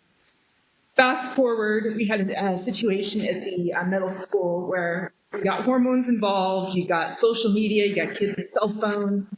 Things got way out of control. My son ended up missing a day of school because he was terrified this kid who was acting out of control, which sounds like that unfortunately is an issue, and we do see you and we appreciate you guys. My son missed school because he was terrified that this kid was going to make good on his word, that this kid was going to bring a gun to the school. So with that being said, we bring this issue to you guys, so I don't come to you with the issue without some potential solutions.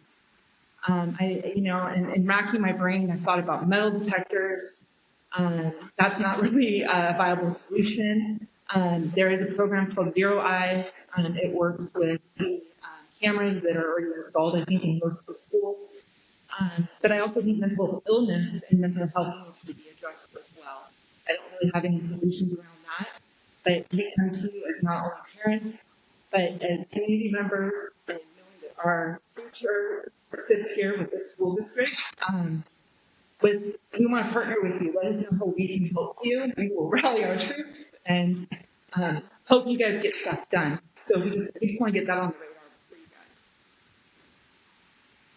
you guys. Good evening. My name is Miglena Gonzaga, and I'm a mother of 5 boys who are all coming through the Hillsboro School District. I'm very proud to be part of this, our district. We moved from Beaverton School District to Hillsboro, and going from a charter school to a public school, I have seen the difference in the safety, I would say, of my children in the public school system or district, if you would say, going from a public school district where it's just a charter school. Again, it's lottery based. There's a lot more involved in that. And I want my children to be able to have their dual language education. This is very important to our family. As soon as I was pregnant with my firstborn back in 2008, I said my children will have dual language education, and it will be in Hillsboro. and it will be at Hillsboro High School, and it will be at South Meadows, and it will be at Witch Hazel. And those are the schools that I really rally for. And we are out, it's not my home schools, so I always have to ask for the exception for them to be accepted into those programs. And I appreciate that. But when my son had the situation at lunchtime and the child escalated, and my son, if you ever meet my son Isaac, he is in seventh grade, and he is 5'7". He's almost 275 pounds. He's a big teddy bear. And he tried to calm the kid down. He just said, hey, buddy, just sit down. It's cool. We're buddies. We're all good. Let's just have lunch. It's going to be okay. And with that said, after that incident, my son, when the school went into lockdown, decided that he was going to find a side door and escape. He ran like his feet were on fire. And I said, Isaac, it is not safe for you to be out here. It is safe for you to be inside the school if there is a gun threat that the child is coming back with an active gun threat that I'll come back and shoot up the school. He thought that getting away from the school was the most important thing for him. He wanted to be safe. I found him, thanks to 360 app and his phone, I found my son running for his life on TV highway. And when the school called me, it took them 20 minutes to call me and let me know that my son has actually decided to escape the school. And I was like, well, I'm on it, because you know what? Before you even told me that he has escaped school, I already got him on his app. I got in my car and I went straight to where my son was running. I go, where's your backpack? Where's your jacket? It was raining. He goes, Mom, I don't care. I'm afraid for my life and I'm not going to stay there. I said, get in a car and let's go. And he's like, I'm not going back to that school. And I said, you're going to go back to the school? You're going to show your phone to the principal and you're going to tell them exactly what you know. He's like, all right, social media was involved. And that is where we as parents, as grown-ups, need to rally for our children and make sure that they are safe. My son loves going to school. He has great GPA for his, special education that he's in. And I cannot be more proud of Hillsboro School District and to stand here in front of you guys and just ask to even look into the system, like she was saying, Zero Eyes. I know Beaverton School District is considering it with other parents in corroboration with them. And it's something that can be installed within the system that we already have. It's not anything new, and it only detects the gun that is on a person if the person approaches the school. Reedville knows when I'm coming and to drop off my kids and pick them up. She can see me on the camera. She knows that I'll be right there within the minute that I park at the parking lot. And it would detect that weapon on the person, and within 3 seconds, Hillsboro PD will be alerted that there is a person with a weapon on them that is approaching the school. And I think that could definitely save lives. Thank you so much. I'm so sorry. Thank you both.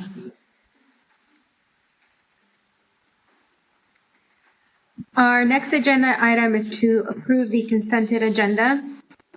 I move that the Board of Directors approve the consent agenda as printed. Rose, would you like to make a motion? Roll call.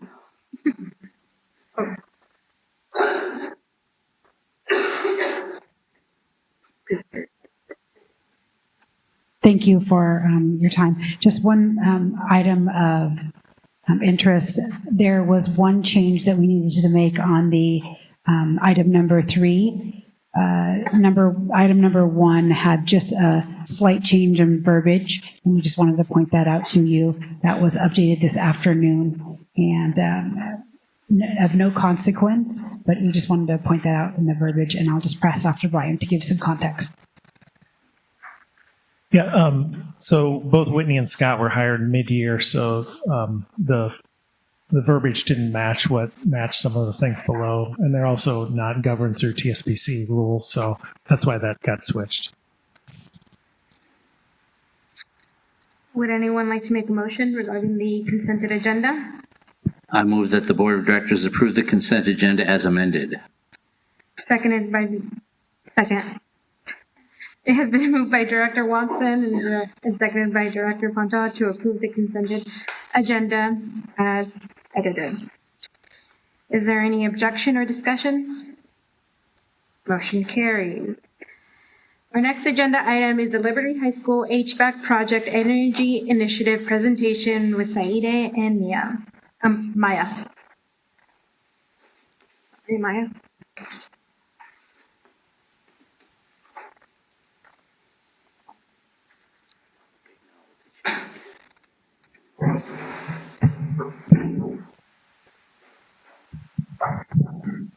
All right. Thank you, Board Chair Pantoja. Thank you, board members.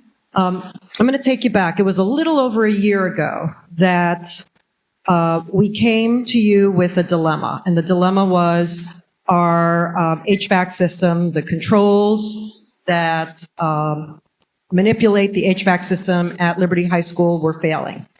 And we came to you with a proposal. And the proposal was approximately $1.5 million rehaul of those systems. And we said we were going to have to shut down Liberty High School for the summertime. There was going to be some work done, possibly into the early part of the school year. We asked you to trust in us that we were going to get the job done and do it right. And so what I'm here to tell you is the job is done and it was done right. We were able to revamp the system, and it was primarily due to the leadership in our facilities and safety department. So our executive director of facilities, Dave Peterson, our resource conservation manager, Maya Hawking, other team members of facilities that worked consistently and relentlessly before the project started, throughout the summer, and once school started, to make sure that those systems were up and running to where they are now. So I would like to personally thank them, thank the team. I'd like to introduce Maya Hawking. She's going to talk a little bit about the project, and then she's also going to introduce our special guest for tonight.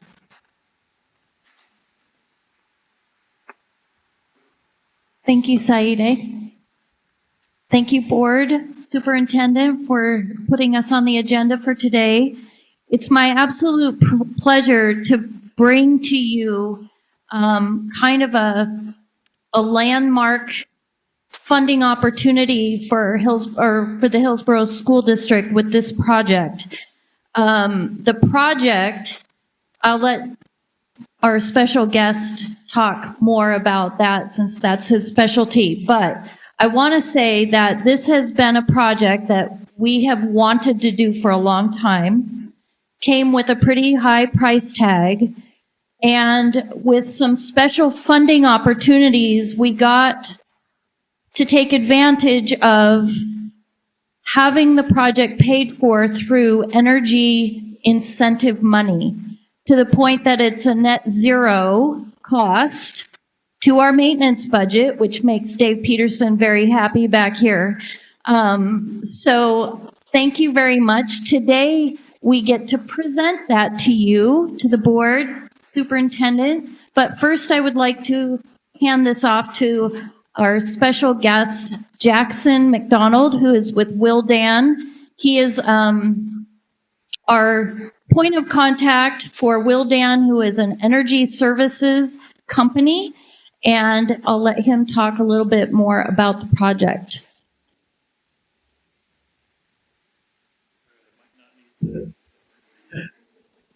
All right. Well, thank you everybody for having me tonight. Like Maya said, we went through this whole project and this effort at length, like a little over a year, probably about a year and a half actually, in total, with investigation and identifying the overall solutions that needed to be had. Using the ESCO process, or Energy Services Company contracting mechanism, gave you guys the opportunity to really be able to invest in this control system and be allowed to get this energy savings opportunity. So not only did the school district receive a very healthy incentive for the project in total, but they're also going to be able to recognize the energy savings on an annual basis as well. So overall, on an annual basis, we're looking at roughly about $120,000 a year in savings for that building. So very significant amount of money, especially for the size of the project that we did. You know, for Willdan themselves, you know, we're a nationwide company, but this specific project for the scope of work that we've done is the largest energy savings that we've ever recognized for a school district. So congratulations on that. So the project in general, as everybody was saying, is a controls upgrade, but further than that, we also did a boiler replacement and a little bit of redesign of the piping to also make that more energy efficient. I think we're recognizing a fair amount of savings already. It's a little early on to be able to give exact numbers, but overall savings is looking good. And with the ESCO process, again, Energy Services Company, not only is it just a contract where the school district hires Willdan and, you know, we go through and we design and develop the project, and we also construction manage the project, but our relationship will go at a minimum another year because we also have a performance guarantee that goes along with that. So for the next year, and as far as I'm concerned, forever, you know, this project will be, you know, we'll pay attention to the project, we'll be looking at all the energy savings, and we guarantee the energy savings. So at the end of the year, if for some reason, you know, the energy savings wasn't made, then, you know, we have to stand up for that. We have to come to you guys and explain what happened and then, you know, make it right. Along with the energy savings guarantee, there's also a performance guarantee. So, you know, comfort, control, all that stuff. We go through, we look at the system on a daily, weekly, if not daily basis to make sure everything's performing the way it is. Maya is also in contact with us if anything, you know, if there's a complaint, comfort complaint or any of that, we jump on that and address it at that time as well.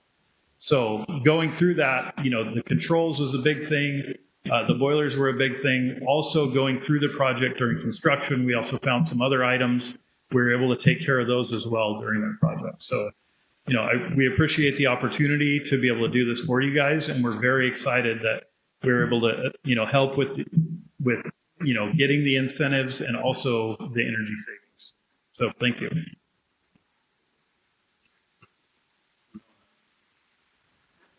Do we want to call you up here? Yeah, big reveal. Okay, so can we have our superintendent? And yeah, let's come up here and we'll take a picture of this big check.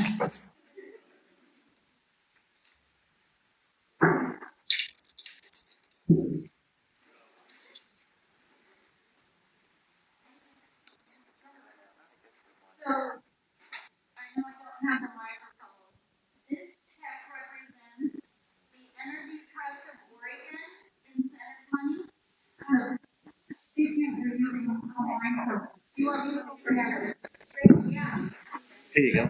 Oh. Now can you hear me? Oh. Okay, so this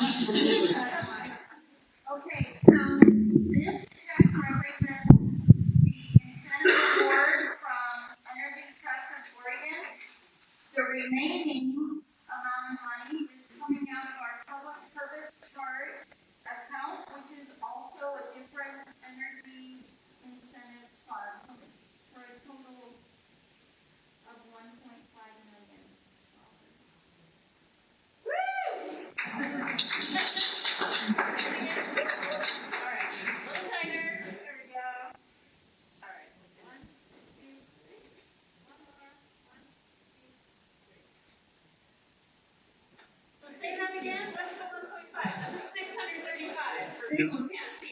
Yeah, this is just Energy Trust of Oregon, not just, but this represents, like Jackson said, the largest energy incentive award that Energy Trust has ever written for a project of this sort.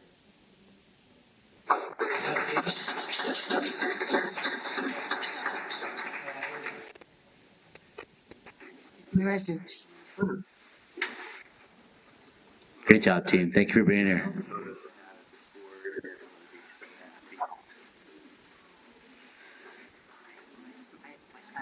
Our next agenda item is the first reading of curriculum K through 12 math with Brooke. And team. And team.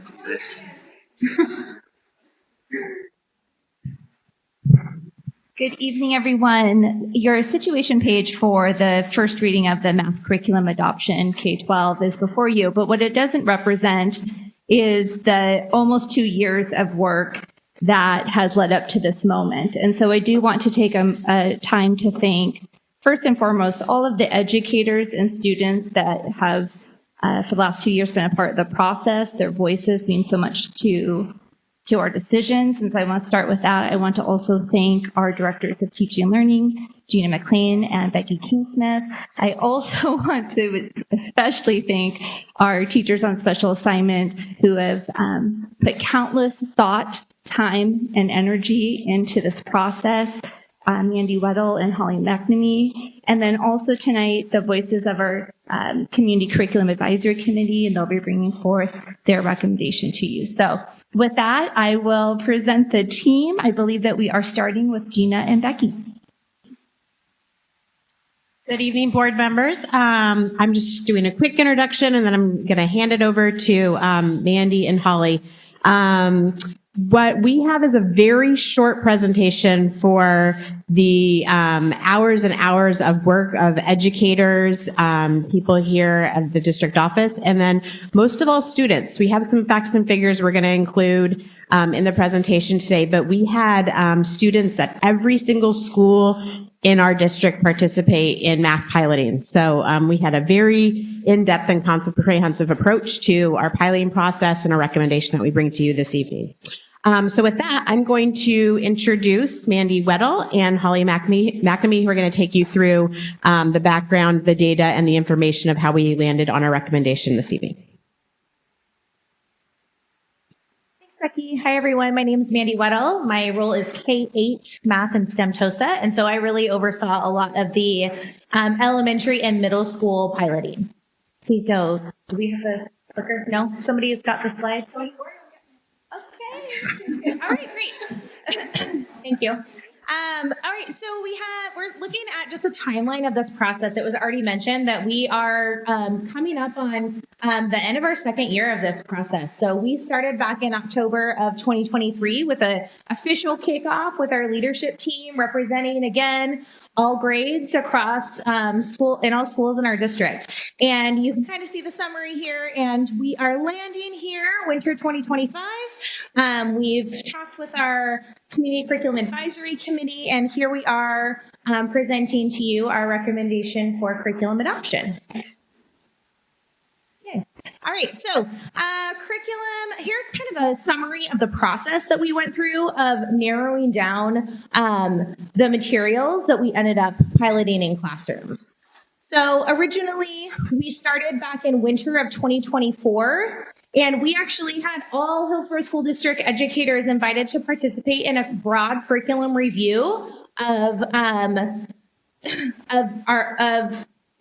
lot of different options out there. So the next thing we did is, based on that data, we had last spring, our adoption leadership team heard from publishers and their presentations about what they had to offer. And based on that information, we narrowed down to 2 titles at each grade band. And our grade bands looked at like an elementary grade band. 6th grade was interesting for us because 6th grade is included in our elementary schools and oftentimes included in middle school curriculum. So we actually included 6th grade a little bit more than our other grade levels for that reason. So 2 at elementary, 2 at middle school, and 2 at high school.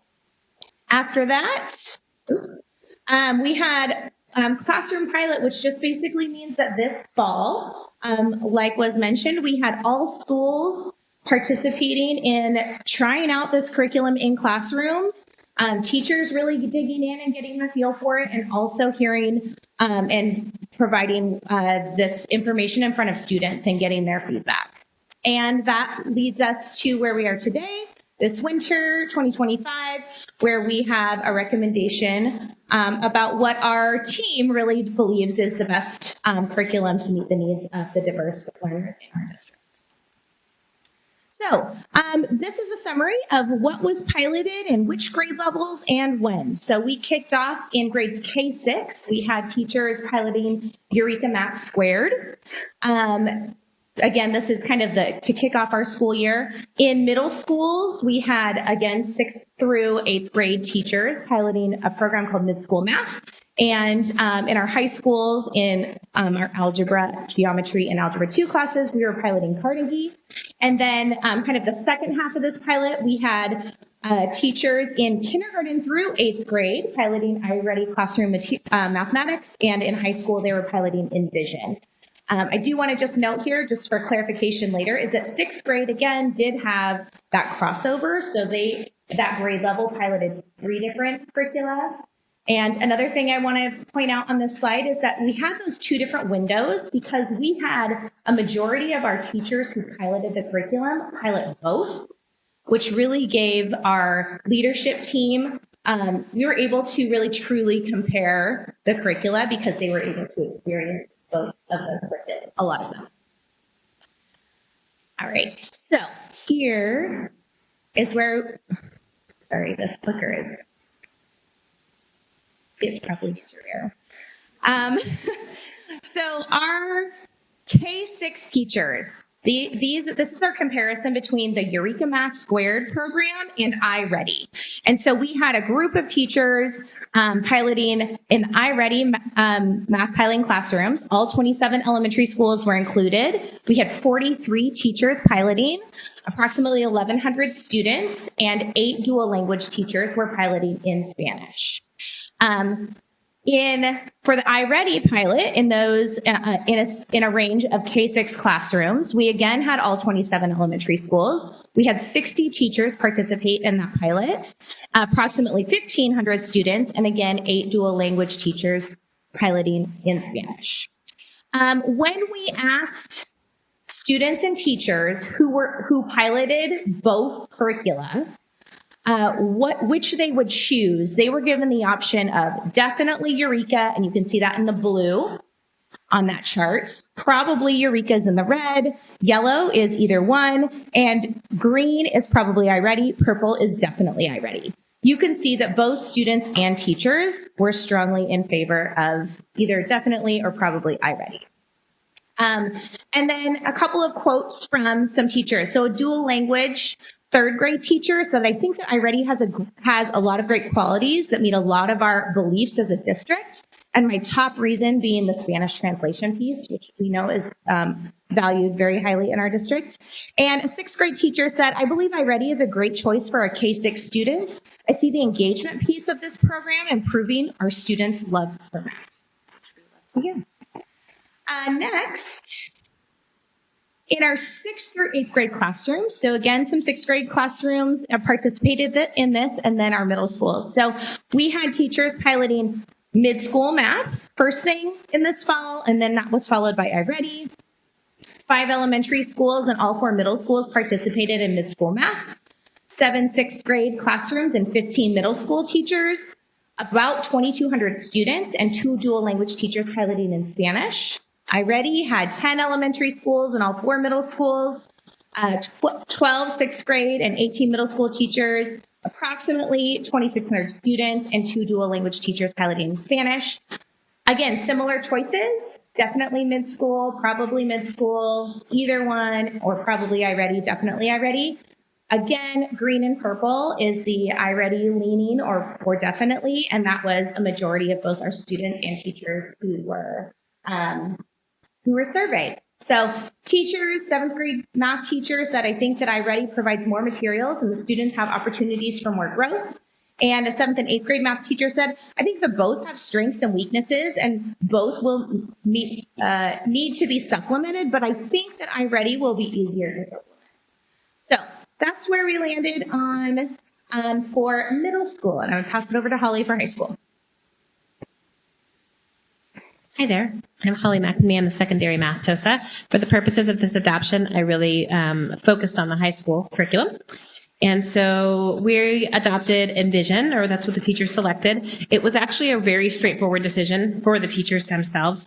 100% of the piloting teachers recommended Envision. for the curriculum choice for the high school. So that part was really straightforward.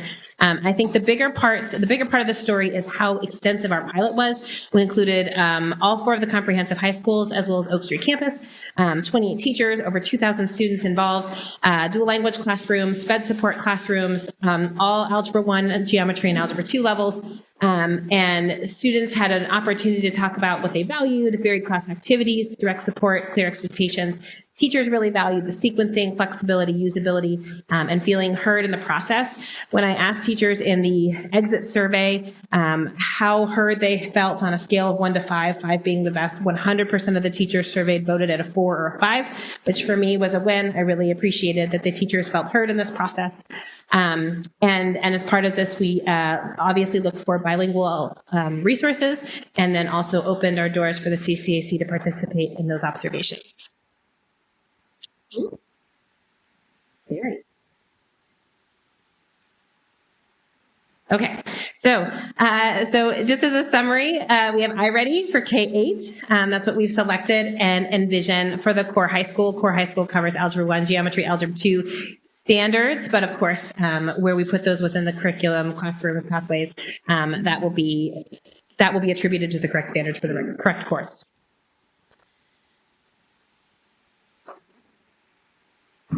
Good evening. I'm Gina McLean, Director of Elementary Teaching and Learning. And I was just going to speak to you a little bit about our math adoption next steps. So as you've heard from Mandy and Holly, how we had our selection committee make these recommendations to move forward for K through 8 and for high school. We wanted to kind of share with you based on where we are in our financial situation, how we're moving forward to make the best fiscal decisions in adoption of our curriculum and purchasing the materials. So next month, our newly established procurement team, which is a combination of our business office team members and teaching and learning team members, will be meeting with vendors to be able to review the quotes that we were given and negotiate the best deals moving forward for a staggered implementation, hopefully starting with our high school and moving forward over the next couple of years to implement our math curriculum. So we'll be meeting with them in March. In April, we will make sure that our procurement team has established a plan that best utilizes our available funding to support the curriculum adoption. And we will be negotiating those distributed payments and that staggered implementation. Moving forward to be able to purchase and plan in May so that we can roll out the best professional development plan possible and get materials in the hands of our teachers who will be moving forward with using that curriculum in the fall. And then the implementation in the summer is, along with the distribution of materials, having a continued implementation in the fall of 2025 with supports with professional development and continued work on just ensuring that our curriculum is meeting the needs of our students.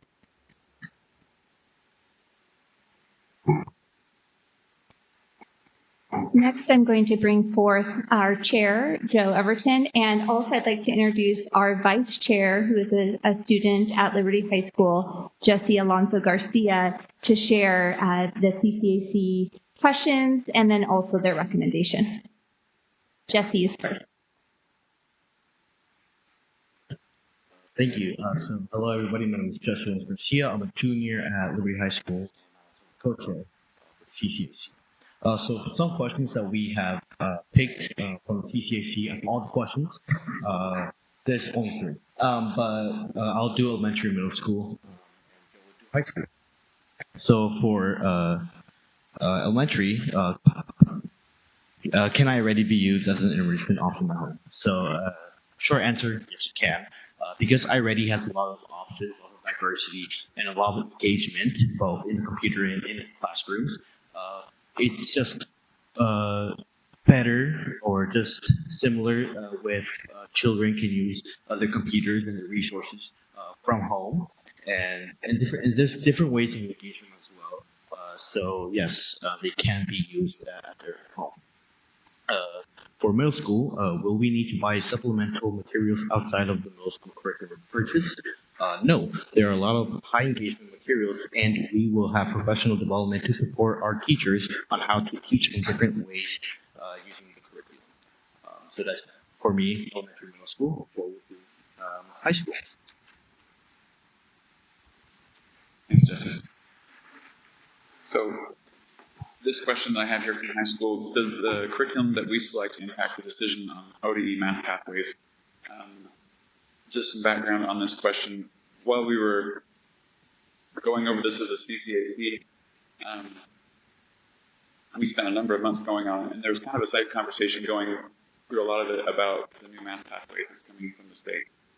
And when I asked this question, I was wondering if we were kind of locking ourselves into, a certain implementation of the state's guidance by selecting this curriculum. In other words, can we separate these two things? Because we're not voting on that; we're just voting on curriculum, right? So that's what was on my mind. And the answer was no. Math pathways 4 was selected by the state, and our curriculum supports the state math pathway decision. Savas Envision is a national company, and its high school curriculum supports Algebra 1, Geometry, Algebra 2, and data reasoning broadly. And of course, it supports the state standards. So the broadly part was the part that put me at ease, because to me, it's like any textbook. The textbook is one part, and then how you slice it up into courses and things like that is kind of a different decision. And so this kind of put aside my concern there, and I'm hoping that we can have more conversations about that implementation. But that put me at ease. So we had a unanimous decision. We barely had quorum, but we did have a unanimous decision to support this. So we recommend it to the board.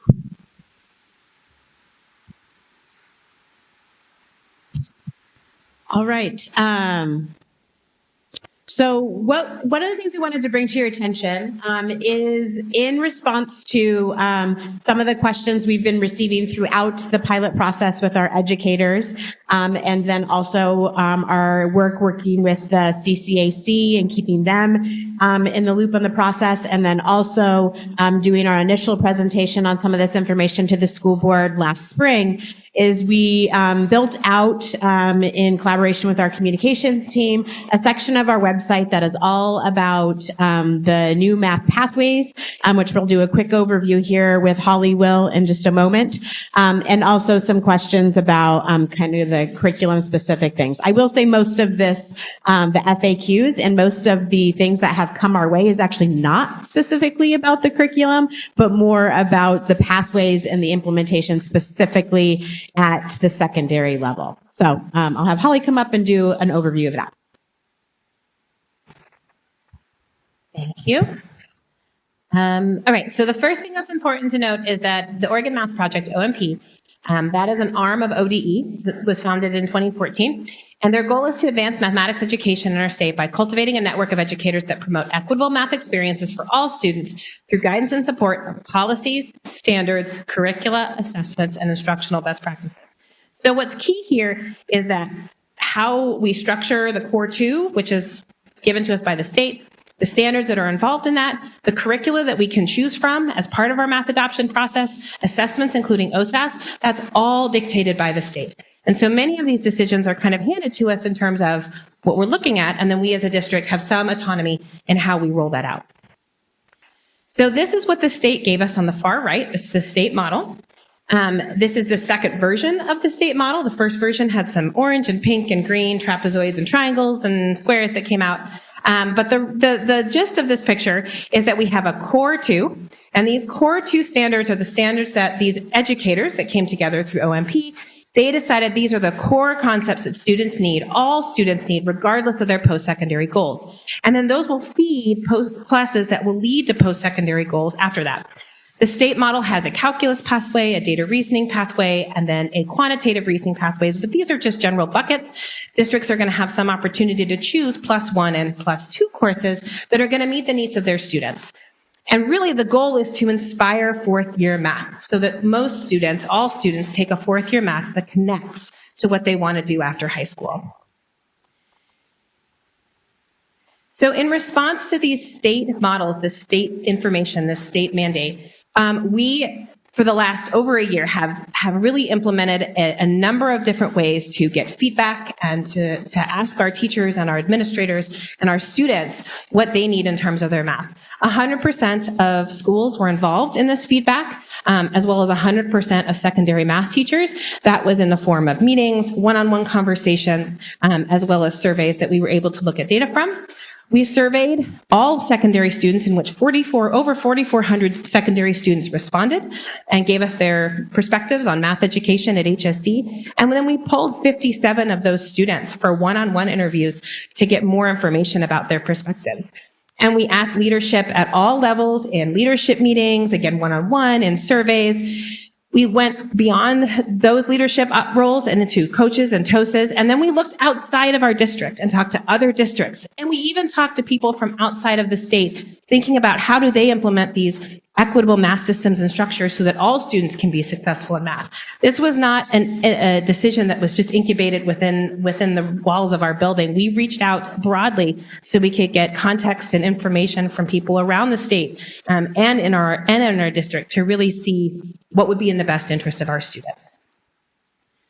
And so this was the structure that we finally decided on. Some highlights is that Algebra 2 is not part of the state model. They kind of compressed Algebra 2 for all students in this calculus pathway. And we really saw a reason to keep Algebra 2 as a standalone course for a number of reasons.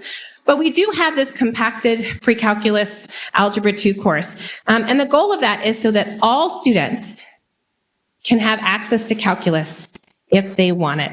I taught calculus for 8 years at another district. I love calculus. It's a secret passion of mine. Not so secret if you know me, actually. And I really feel strongly that all students, not just the ones who are accelerated in middle school, should have access to calculus if that's what's going to support their post-secondary goals. So that left pathway is an important one to open up those access points, beef up our calculus classes, give more students opportunity to take these courses. And then data science, as you know, we implemented last year, and we're in our second year. That's going great. And then Math 105, we presented to you at the last board meeting as a potential opportunity. That top right, CCP Connected Other, those are courses that give high school some autonomy to offer classes that might suit the needs of their students should they go through the process of creating a course. So what the real big change is what's happening next year, which is where ninth grade students will no longer be taking Algebra 1 as ninth graders. They'll be taking data reasoning and geometry, and then they'll be looking at Algebra 1 in 10th grade. And so we're flipping what is traditionally been called as the geometry sandwich, with geometry in the middle and algebras on either side.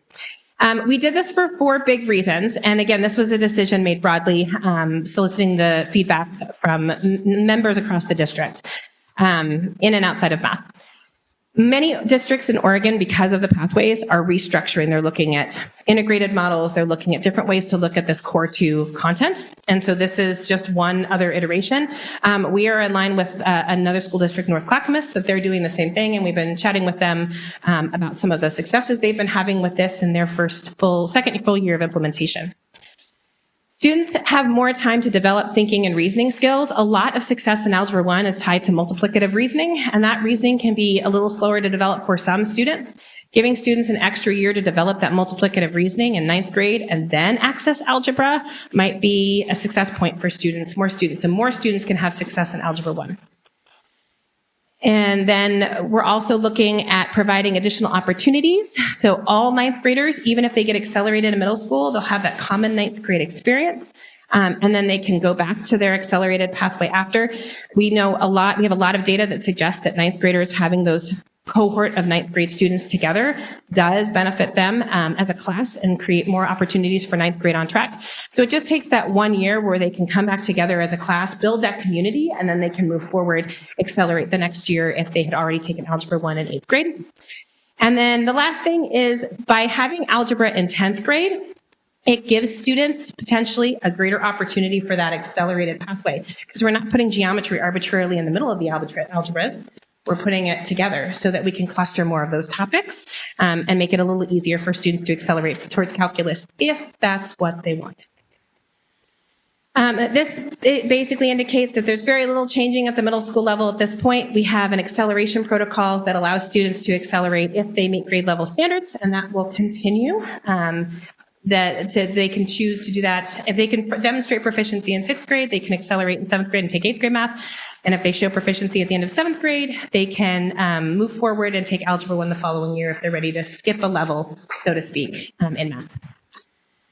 And then this is just a reminder of that Math Pathways website. There's about 24 FAQ questions, mostly around acceleration, but there's some other things on there as well that can hopefully help answer a lot of parent questions and community questions as well as the board. If you want more information on how we came to some of this decision making and how we move forward.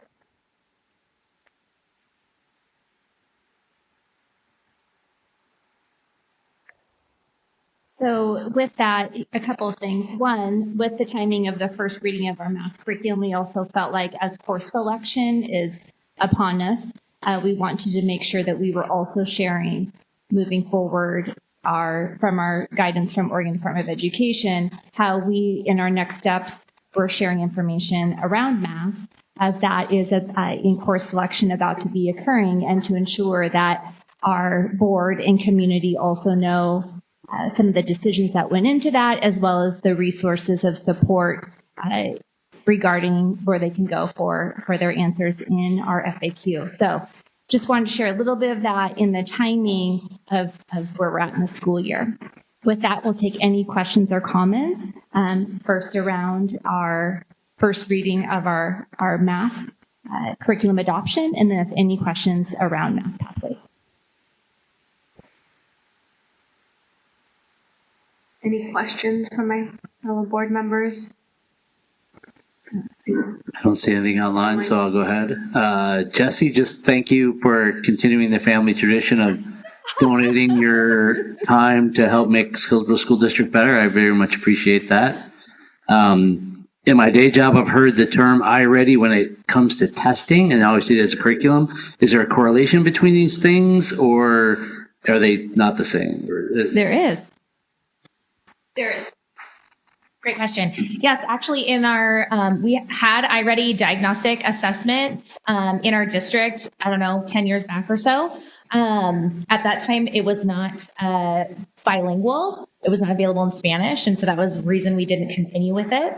Everything is fully translated into Spanish. So, but the complete curriculum package that we're looking at includes that very robust assessment package, along with core curriculum for our students for instruction with their, in their whole group instruction and small groups and during their class time. So ideally, utilizing the testing components with the curriculum should give us better actionable data to improve student performance. Is that too optimistic, or is that? No, okay. That is definitely what we're hoping for. And our teachers love all of the data that they're receiving. And then all of the reports and response suggestions out of those reports. So yes, that's really great feedback we got from our pilot. I really appreciate how in-depth piloting was. Also just curious, how disruptive is that to their normal day when they're piloting a program? I think that just like whenever you're learning something new, right? Like for the teacher, I would say it's probably more disruptive for the teacher than for the student. The students mostly are just going to follow along with where their teacher's at. I think we had some good professional development, honestly, from all of our publishers. And so teachers felt good to go. Also, they weren't with the pilot. It was kind of a gradual release of like, let's try this part first. And then especially with iReady, they did a good job of go try this part and then come back after a couple weeks and we're going to teach you a little bit more and then go back and try this next part. And so that helped, I think, with that transition. But I think with any pilot, right, there's going to be a little bit of clunkiness as we go through it. But yeah, but the teachers are choosing to continue using the materials since they've got the materials now for the rest of the year. So I think that speaks also well to the curriculum. Thank you all for the presentation. Thanks for being here. Thanks. Thank you. I just wanted to take a second to publicly thank the team for the engagement slide. The numbers that you put up about how many educators had access to this process and how you created a long and comprehensive process to get us to this point is really remarkable. So thank you for all the hours that you put into it. Mark Watson, I'm also so impressed with your comments about actionable data and assessment. I don't know if you saw the reaction of Gina back there, but iReady also has a component in literacy, and it could be used eventually as a replacement for smarter balanced assessment in another universe with literacy assessment data used by our teachers day to day. Gina and I were having that conversation, so thank you for bringing that up. All this talk about iReady is making me remember when I had it, when I was doing it. I can definitely put in a good word for it too. So, all right. I don't know. None of us are being paid to make these statements either. No, I was never paid. You can ask my parents. That's the job we all signed up for. Great. Thank you. And none of my board members online. Right? No, I see no hands. Well, thank you so much for being here this evening with us. Our next agenda item is, wait, where are we? Just stay there. Is the financial report with district financial. Oh, wait, no. Strategic plan update and interrogated guidance, first reading with Brooke and Beth. Just kidding.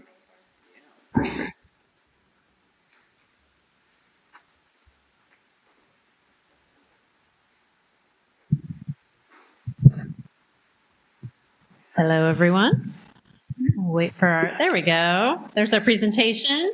All right, it is time for the second of our mid-year updates to the strategic plan. And this one just so happens to align also with our integrated programs development update. So Brooke and I are once again going to tag team with her taking more of the integrated programs part of the load. And we'll try to get through it because there's a lot of slides here. So we'll give you meat, but fast. So we've got 3 points to being here today, and it's the mid-year update progress toward our 6 performance targets.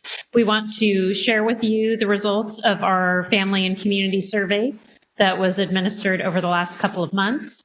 And then, as I mentioned, Brooke is going to be going over our next biennium's integrated guidance plan.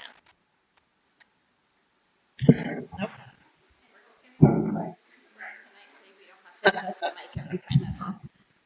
Okay, everyone. So in the fall, when Beth and I presented, I also showed this graphic as well. I would like to share that since April of 2024, we have been, as a team, going through a very comprehensive process I will outline tonight to get us to a point where we're about to put in for our integrated guidance plan. The application opens in March. So as I walk through tonight our plan, note that so much has gone into it, and we are about then to put this into the application. I wanted to give the board some time to be able to give us comments and feedback as we approach that application piece. So the engagement part is what Beth and I are going to be discussing tonight, and then that application piece is really that last component, and we will be done with the 25-27 plan moving forward.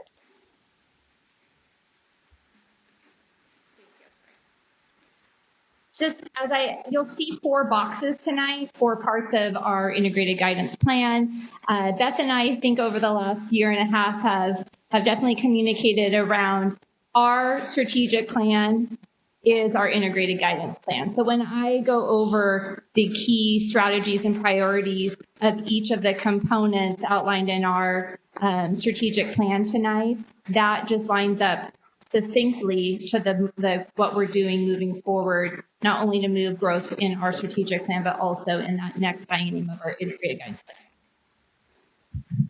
All right, and this is what we lovingly call the dashboard, and or the scorecard, I guess you could say. And it really just gives you a visual of how we communicate our plan and solicit feedback on our plan. And you'll see here that we have quarterly meetings that happen with our parent affinity groups, our Black Village, our Latina, Latinx, Latino PAC, and our Native American and Alaska Native Parent Advisory Committee.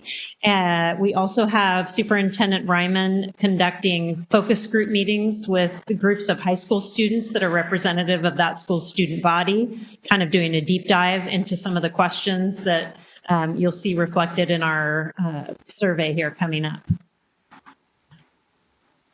And speaking of the survey, this is like a big celebration moment because over 1,000 people completed our survey this year. And each of the last 2 years, it was right around 200 people.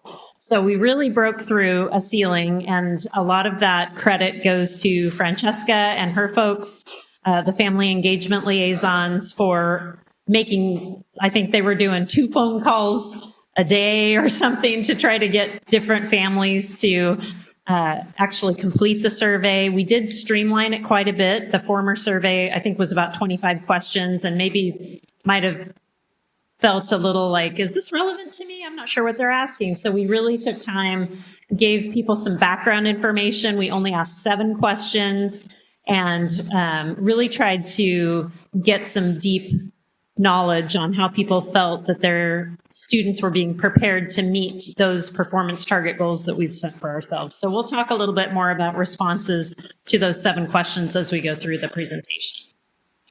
So just a quick synopsis, because like I said, it's a long presentation. You do have it available to you if you want to go back and look at it more in depth. But here are the highlights of what you're going to see in terms of the strategic plan.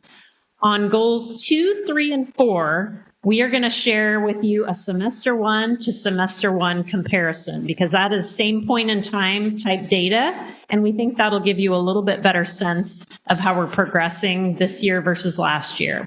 We'll tell you why when we get to those slides.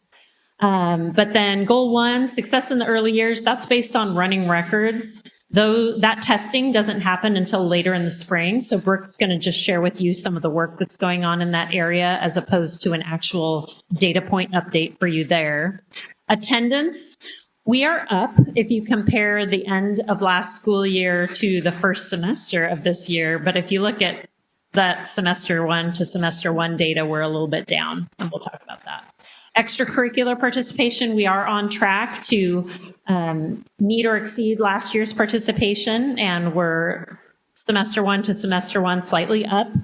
9th grade on track, and we'll remind you of our different calculations for that. Our ODE calculation is up, our HSC calculation is down, and our focal groups are having some varied success within that 9th grade on track calculation. And then, as you know, our 4-year grad rate, all students are up. And then our 5-year completer rate, slightly down, but when you're already over 90% and you're just talking about a fraction of a percentage point difference, we're still doing awesome. So, all right, our first one is success in the early years. Like I said, we're not going to give you a data point update, but Brooke's going to share some of the goals and strategies they're using. Also, as Gina's in the audience, I would just like to give a shout out to Gina and all of the work that she does, because this is Gina's work. Specifically, I want to also talk about the key strategies and priorities is what we see in our early literacy plan. So as we look at this year's plan, this is the work that's occurring to meet goal 1 and moving that work forward. But also, a lot of this work is what we're also writing into our next integrated guidance plan. That is the funding that we are getting from early literacy, from the grant. So as we look at these key strategies and priorities, know 2 things. 1, this is semester 2 work, but it's also the work that we're writing into our grant for that next biennium as well. Especially the work within our PLCs, that's very much such strong feedback to continue that work in PD and collaborations, as well as our summer school component we are writing for again to continue on to support students as the summer goes on, as well as some of that admin PLC work and the grade level PLC work. So as we're focused in semester 2, we're also looking forward on how we continue this movement into the next biennium as well. Okay, here we get to our first little pie chart of our survey results. And question 1 was aligned to goal 1, and it really asked about the foundational skills for future success. Think things like early literacy, 3rd grade reading, things like that. But just trying to get a sense of, do you feel like Hillsboro schools prepare your student well for future success? And you can see that almost 74% of respondents agreed with that statement, and then we had almost 18% that were neutral and 8.4 that disagreed. And here on the left-hand side, this is the format that we've set up in each of these slides, is to do some actual pull quotes from the open-ended responses that parents, staff, community members, even some students provided. So, and those comments, those sample comments, are roughly in the percentage of the pie chart that you see. So many thanks to Brooke and Carter for doing that work. In each of these that you'll see tonight, I also want you to know that our teams that lead this work, they're reviewing this comprehensive information to make decisions on how to best support the work moving forward into semester 2. But this feedback also helps to decide and drive what we're doing moving forward into that next biennium as well. So I just wanted to outline and share that as each one of these that you see, we're bringing forth that real-time information to our leaders who are helping to move this work forward as well. So you get a snapshot, the leaders get the whole shebang, and they get to work through all of it.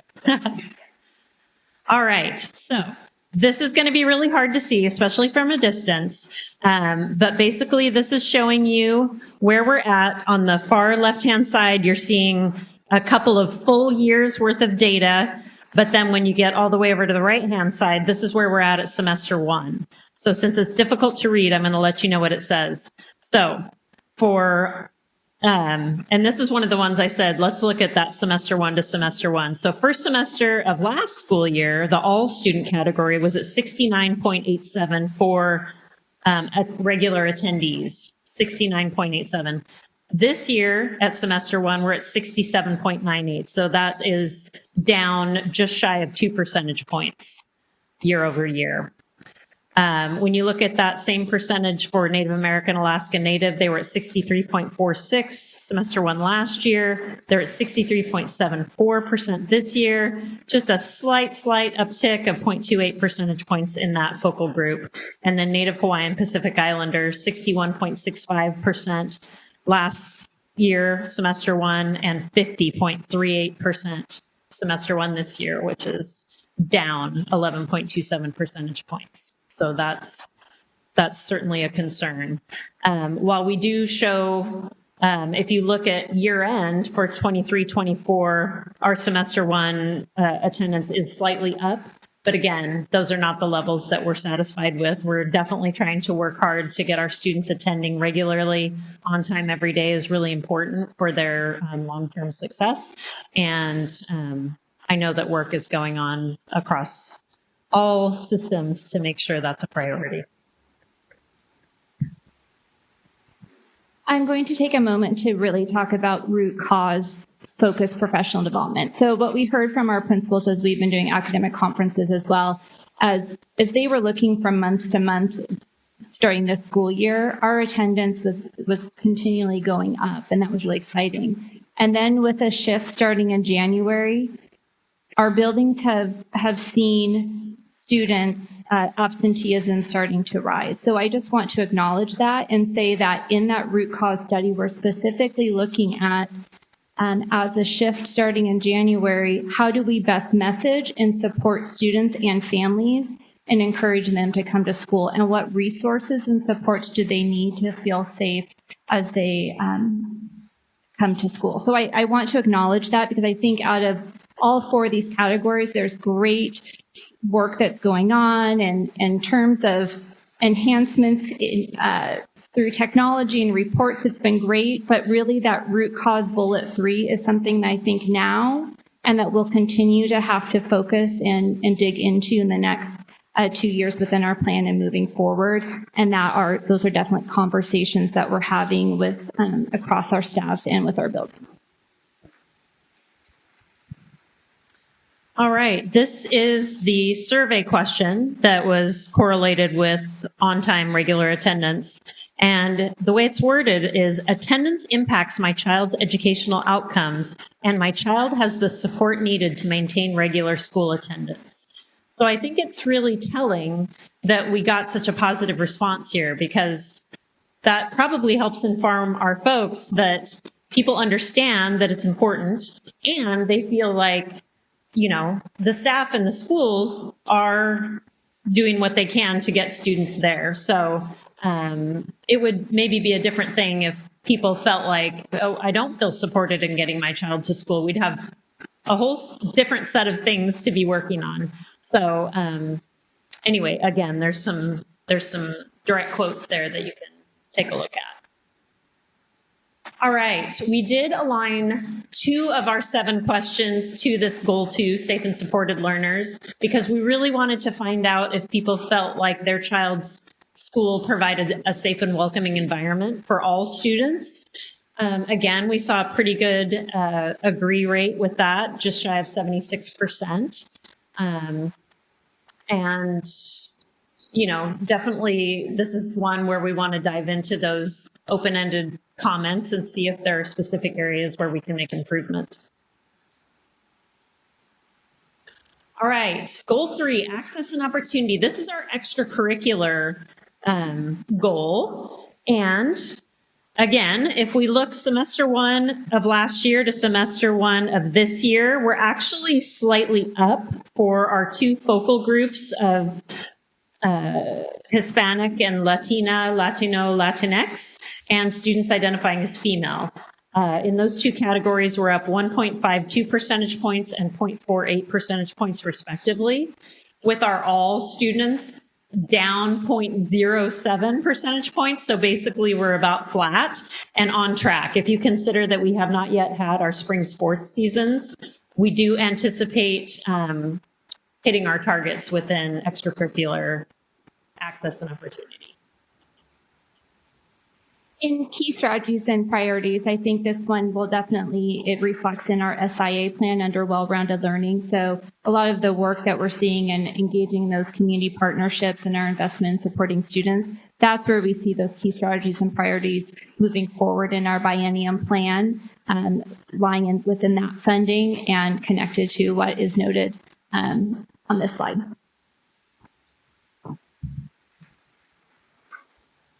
All right, so this one, my school offers extracurricular activities that match my child's interest. So this wasn't quite as resounding a yes as we saw in some of our other questions, which is really good feedback for us. It tells us that we have room to grow in terms of the offerings that we provide to our students and things that we can maybe partner with other outside groups to make available to our students that really match their needs and interests. Especially like weird, all the neutral on that one. Like it. Right. Yeah. Big category of neutral there. Yeah. Like, I'm not sure. I'm not sure what I could get involved in. So yeah, that's a communication issue. Yeah, that's outreach. That's, yeah. All right, goal 4 is our on-track data. So this is our 9th grade on track. And here again, we're going to take the semester 1 to semester 1 snapshot. And we see, so remember that we do 2 calculations here. The ODE calculation for 9th grade on track basically takes the 24 credits you need to graduate, divides it by 4, and says, have you earned 6 credits by the end of your 9th grade year? If so, you're on track, right? From a mathematical standpoint, you're on track. We in HSD like to take a little bit stricter look at that and say within those 6 credits, have 3.5 of them been in core? Because that's a better predictor of whether you're actually on track to graduate, right? So that's a stricter metric to meet. So if you look at the ODE calculation, just the straight 6, first semester of this year, we're up 91.88%, which is pretty amazing, versus last year at semester 1 break point, we were at 89.48. So we're up 2.4 percentage points on the ODE calculation. If you look at the stricter HSD calculation, right now we're at 75.49% are on track to get those 3.5 in core, right? Last year at this time, that was at 76.19. So that's down 0.7 percentage points. Not down a ton, it's down a little. And we do see that our Hispanic and Latino, Latinx students are up about 1.33 percentage points semester this year over semester one last year, and that our students accessing special education services are down year over year, just over 7 percentage points. And I know that Brooke has some things to share about that. ODE being up while we're flattish, is that a sign that I guess more students are taking electives and passing them, essentially, or is there something else? That would be the theory, because that's what we talked about before, right? When we saw kind of flip is what's happening in electives, and so that would be the theory on this one.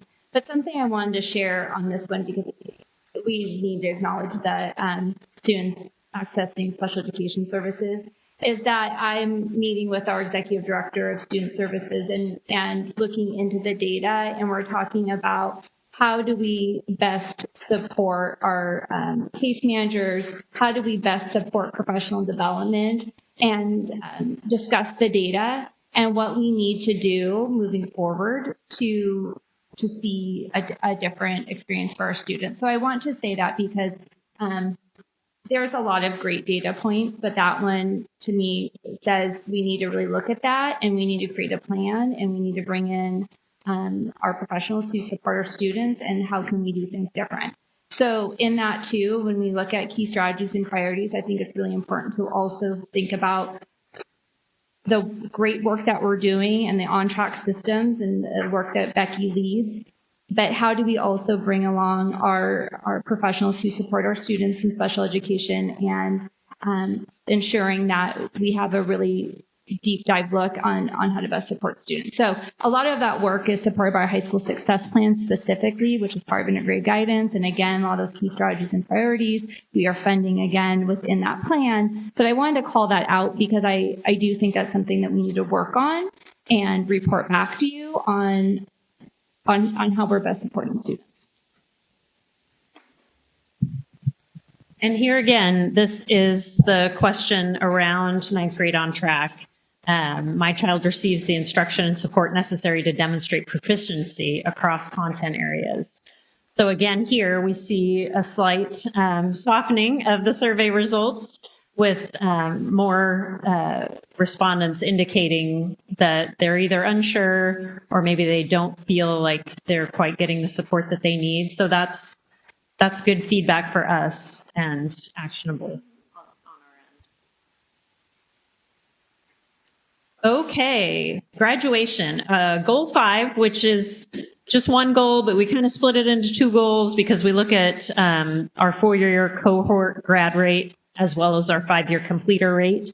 So as you know, our graduation rates just came out at the end of January, and they were awesome. They were the highest that they've ever been since we've been doing this calculation since 2008 in the state of Oregon for cohorts, intact cohorts of graduates. So our all student category went up by 1.55 percentage points to 87.55.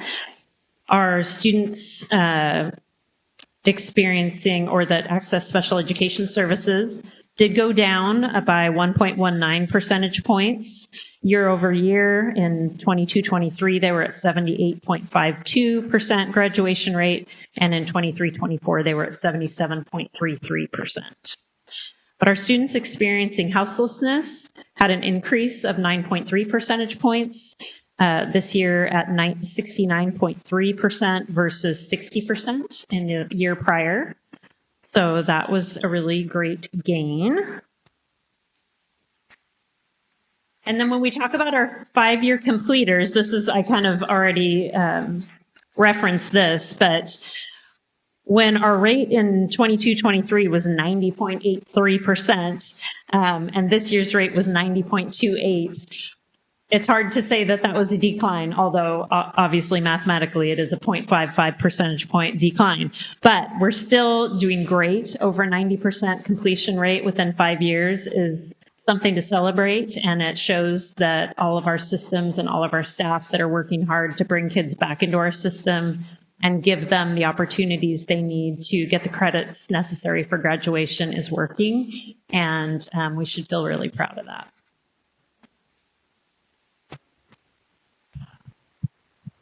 So in this part, again, just the investment specifically in our high school success plan, as well as in our SIA plan, really helps to move this work forward going in the next biennium. And again, as we're seeing some really great results out of this, a lot of what we have done within the last 2 years will be moving forward into our next plan, as well as how do we carry through this work into semester 2, and hopefully some summer school funding from our state to also continue this great work as well, to not only support students in graduation, but also on track too. And this was our question around students having access to coursework and enrichment opportunities that prepare them for their next steps after high school. So again, you see kind of some mixed results. And in the poll comments that were kind of reflecting that uncertainty, you see some comments around, well, there aren't as many options at the middle school level, which we know is kind of an unfortunate byproduct of the content that we have to get in at middle school and the schedule and just limited electives, right? And then at the high school level, like if you feel good about the pathway you've chosen, then things are pretty great. Like you have lots of opportunities. If you change your mind midway, then that could be a little problematic, is some of what was reflected in a couple of those comments. But otherwise, I think there's broad appreciation for the breadth of opportunities that do exist for our students. I think sometimes even with all those choices, it can be hard for young people to know exactly what speaks to them and what they're going to enjoy doing. Okay, so on the strategic plan front, I think this is one of the last slides you actually hear from me, and then it's going to be the Brooke show. But we have one more data summit coming up with all of our principals on March 11th. And we have our student survey and additional focus groups. So that student survey is administered to all of our students in grades 4 and up, I believe, which is that comprehensive survey that really helps inform our strategic plan work heading into year 3 and beyond. So we're excited to do that later this spring. Obviously, we still have staff working on their plans, data monitoring and whatnot. And then once again, we'll compile our accountability report for year 2 and present that to you at your retreat in August. In 4 minutes, I'm going to walk us through the next 3 parts of our integrated guidance plan. But I want you to know, right, this is on first reading. If you have any questions or feedback, this is the time to be providing that within this window of time. Also, what is outlined in these slides will be a part of our integrated guidance website for everyone to also be able to go through these slides as well. So the first thing I want to outline, though, is funding. So within those 6 programs is how we prioritize funding to meet some of those key strategies and goals that we've walked through in the majority of our presentation tonight. I think the biggest thing to know is this is how much funding we had in 24-25, and it is going down by a little over $500,000 into next year. As we know, operating costs, staffing costs are going up. That is hard because, of course, we want to do as much great work as we possibly can to support our students and the growth that we're seeing, not only in our focus areas within each of our goals, and the great work that we've been able to do. But I want to also have a reality check that is really difficult when we have less funding and costs are going up. I just wanted to provide an example of what that looks like in SIA for the next biennium. Even though our team has done a lot of work since April of 2024 and heard many voices in prioritizing what's needed for our students, and that looks like we're able to really create a balanced approach in the areas of student safety and health, and in the area of class size and caseload, that is less people being able to do that work. So I want to share that because it looks like, great, you're going to be able to do the same work, and it isn't that. And I just want to share that because this is an example of what also high school success looks like. This is an example of what early literacy looks like, is how do we create plans and support, however, with less resources going forward.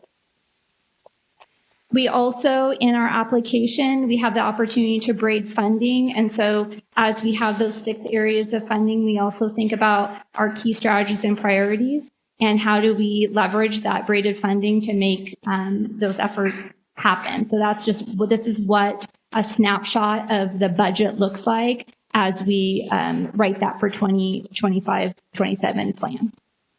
The next piece is when we gathered all of that feedback, including from staff, student health and safety, so mental health, behavioral support. That's why in that yellow area, for example, of SIA is still very large. The grade level professional development that I outlined in early literacy was something that was still very key. Differentiated learning opportunities, PK21, the Pathway Center work, our summer programming work, all of that still is something of an ask from our community and our staff. Well-rounded learning opportunities, something that we are very proud of in Hillsboro School District of Industry and Community Partners. A lot of that comes from High School Success and our Perkins funding. And then we all have created contingency plans of if we did get more funding, what would move forward next in an opportunity to leverage more dollars. So each of those areas also has a prioritization list that if we did have more funding, what we would be able to do with those dollars to help support our students. Again, this is a great example of the work of Francesca and her team of how did we gather our community feedback to inform our plan and prioritize those key investments and strategies moving forward. So I just wanted to outline that again. This is an example of then how we take that feedback and put that into our application moving forward, which again is opening on March 1st, and our team will be putting that together in March to then submit to the Oregon Department of Education for a review. We have shared how we measure success and our commitment to that accountability to our community, our students, to our board, and outlining that. Sorry, this is the publication that we often share with the board. Again, this will be coming out in August to be able to communicate that growth. I don't know what's happening. Okay, sorry. And then this is how the state understands it too. And I just want to share that because that is what each of these areas is what we are reporting. Even though we're under one plan, streamlining could still really help in our reporting. So these 6 components are different in how we each are reporting out to the state. And that is also a comprehensive amount of work that we do to report out success to our state. This is the longitudinal performance growth target. That is what we share with our state. That looks like our accountability work, that in our strategic plan to our board. This is the various components that we have gone through since April of 2024 to put together that plan. I just wanted to give a moment to thank each individual on the team because it really has been a journey that has taken a lot of work, and I wanted to acknowledge those team members. And so in this is just our next step. So tonight is our first step of presenting our plan and our overview. Again, we're going to be putting that together in March. We're hoping for the board to approve that. Then in that March time, we'll submit that to the state. Then we also go through a review process called the QUALP, which will help it happen in the summer. And then per that approval, then as a release of our funds, and we're able to move that second biennium of work forward. And with that, we're done. Any questions or comments that you may? Made some on the way, but thanks for the presentation. And this qualifies as the legally required update to the board for our SIA grant, essentially, right? This is the legal requirement for integrated guidance approval so next month I will be bringing forth an action to approve the plan. Okay. And that will meet the requirement. Yes. Okay, thanks. Any questions for my fellow board members online? Nope. Well, thank you for your presentation. Our next agenda item is the financial report with District Financial Officer Scott Harrison. Thank you, Chair. Good evening again to the board. The business office staff and I have submitted for your review the financial report for February. I don't have any particular items to highlight for you, but I'd be happy to answer any questions that you might have. Any questions for Scott? Nope. Great, thank you. Our next agenda item is the inter-district transfers plan development with Beth. Hello again. I'll do this one from over here because it's quick. Every year we go through this, and it's awkward every year because we usually just kind of bring it to you in March and you take action on it in March to approve our slots for interdistrict transfer. But I thought this time I would at least put it on the board agenda so we could just remind ourselves this is coming next month. This is coming at the March meeting, and I'm going to bring you that list with every school that shows whether or not they can accept any interdistrict transfer students or not, and if so, at what grade levels and things like that. You'll decide as a board the overall number of students we'll allow to come in, that we'll allow to leave. It is our good faith effort to participate in interdistrict student transfers, because we want students and families to have the best placement possible for them. And if we can accommodate folks here, we want to welcome them in. So I don't know if there's any questions from anybody.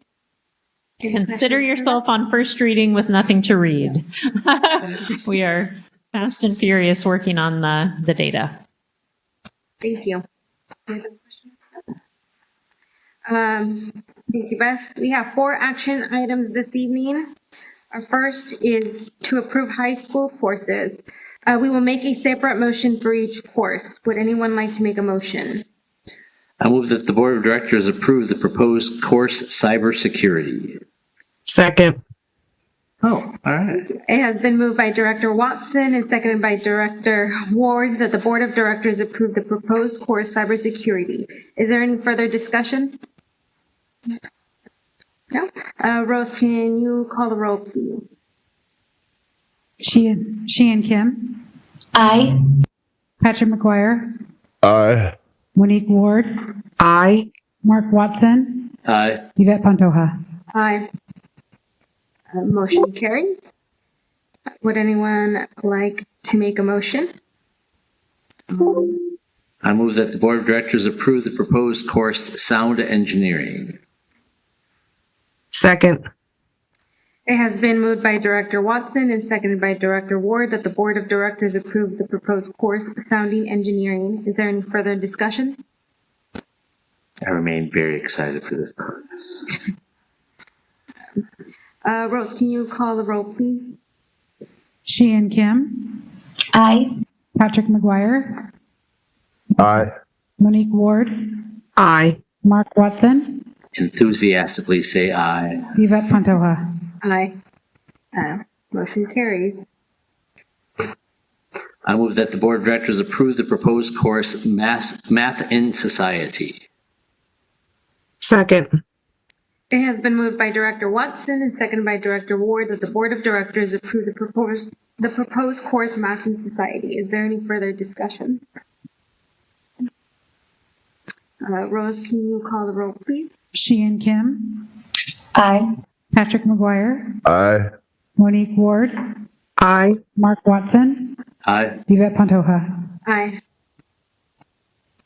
Motion carries.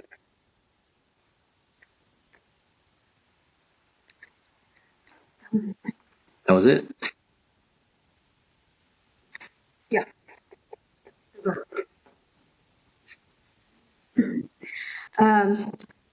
Our next agenda item is to adopt the resolution approving Northwest Regional Education Service District Local Service Plan for 2024-2025. Would anyone like to make a motion? I move that the Board of Directors adopt the resolution approving the Northwest Regional Education Service District Local Service Plan for 2025-2026. Second.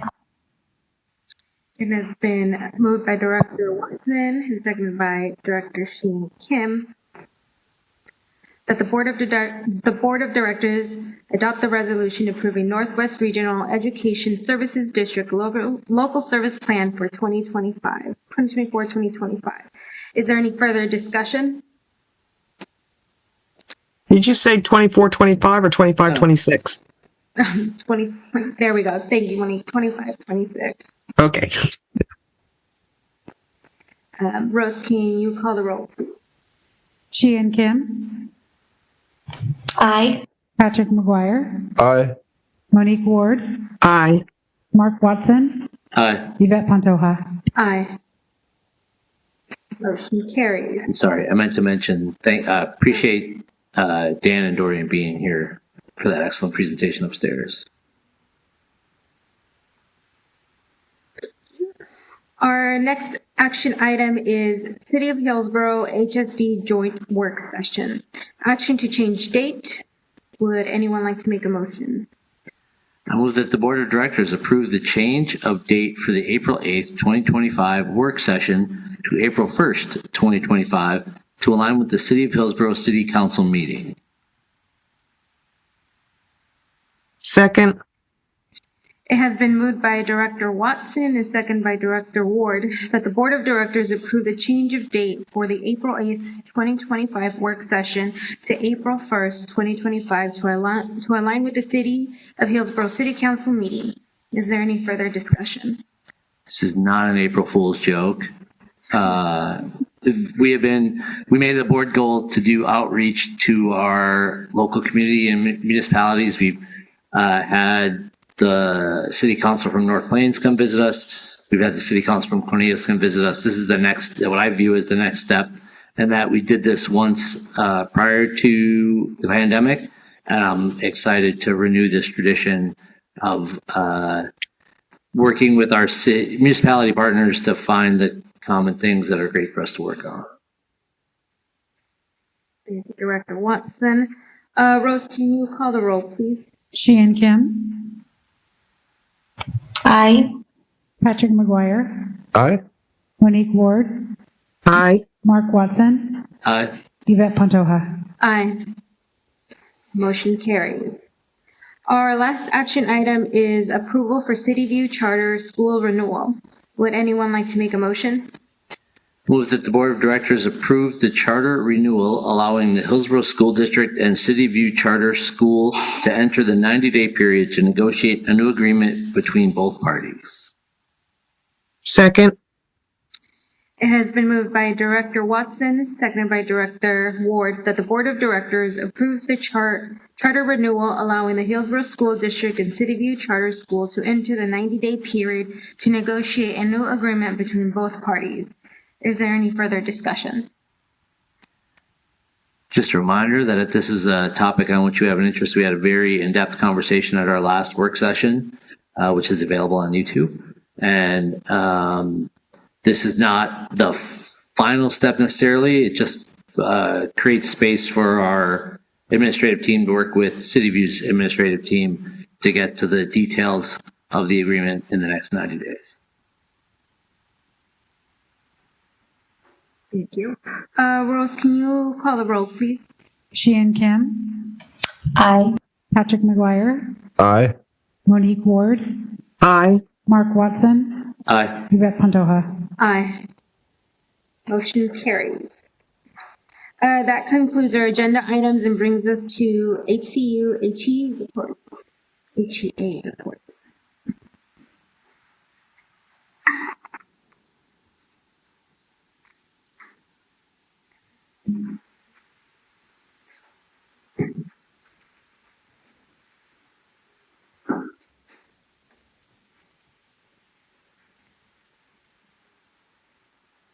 Good evening, Chair Pantoja, Vice Chair Watson, fellow school board members who are with us online, Superintendent Ryman, and administrative leaders.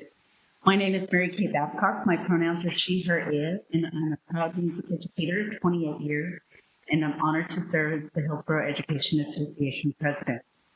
I want to begin this evening by quoting former National Education Association President Willie Eskelsen Garcia. There is no more important work a human being can do than preparing a child to live their dreams to the fullest. If anyone wants to talk to me about what a teacher makes, I'll tell them a teacher makes a difference.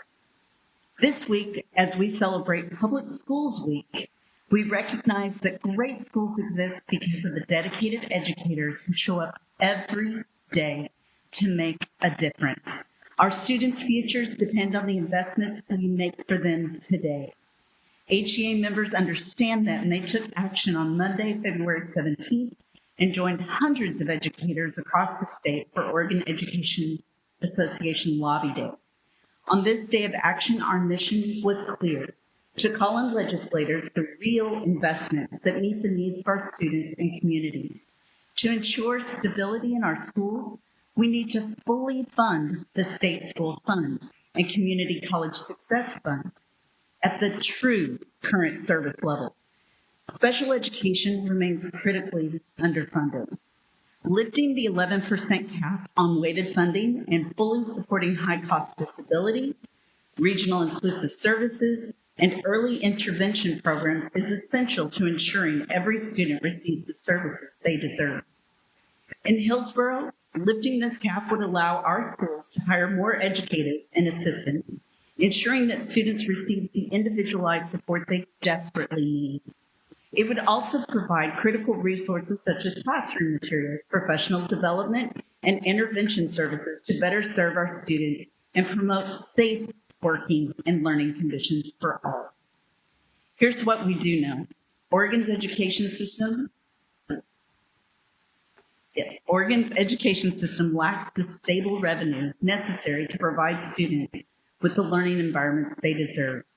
We need legislators to enact sustainable revenue reform that prioritizes long-term investments in our schools and communities.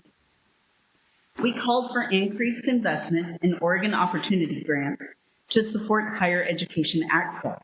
We also called for the corporate kicker to be redirected into a fund for one-time infrastructure investments that will strengthen our education system without impacting the general education budget. Programs like summer learning and literacy initiatives are valuable, but their funding should not come at the expense of the state school fund or the community college success fund. In Hillsboro, these programs have provided critical support for students, helping address learning loss and improving literacy outcomes. However, due to limited funding, the district was unable to admit all students who applied in the summer of 2024.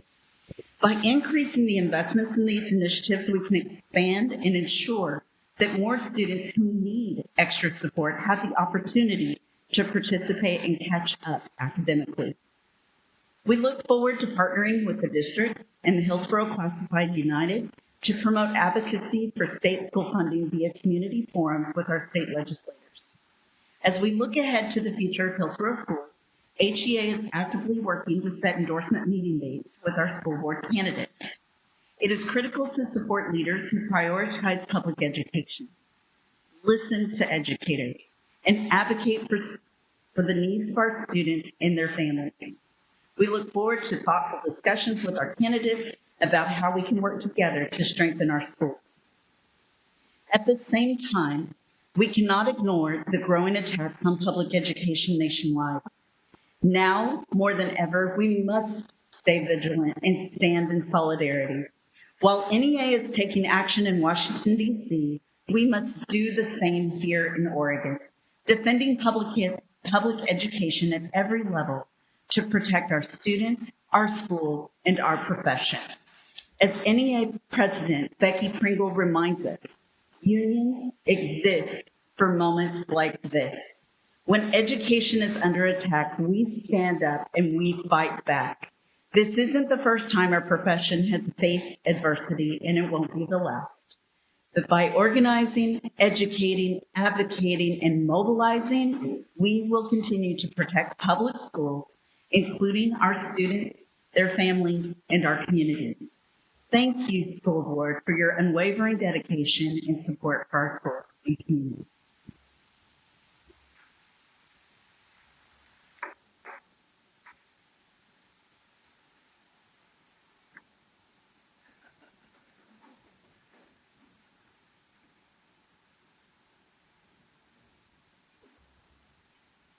Good evening, Board of Directors, Superintendent Ryman, cabinet members, and student representatives.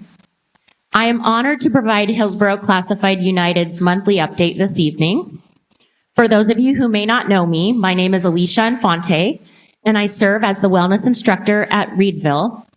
I am also a proud parent of a 6th grader at Orenco Elementary, and I hold the role of political action chair on the HCU executive board, and I am also the contract action team coordinator for our bargaining season. With these responsibilities, I, like many of us, am eager to see progress toward a fair contract agreement. I want to take a moment to express my gratitude to the classified staff who showed up tonight in solidarity, demonstrating our unity and shared commitment to securing a fair contract. Your presence is powerful, and your support does not go unnoticed. To those of you who bravely shared your stories publicly, I want you to know that we hear you and we stand with you. Tonight, I want to highlight something that has resonated with me throughout our bargaining process.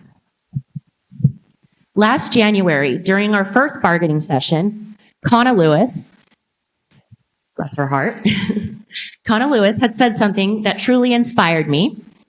She said, HSD wants to be a destination district. That statement gave me hope, not just as an employee, but as a parent of a child receiving an education in this district also.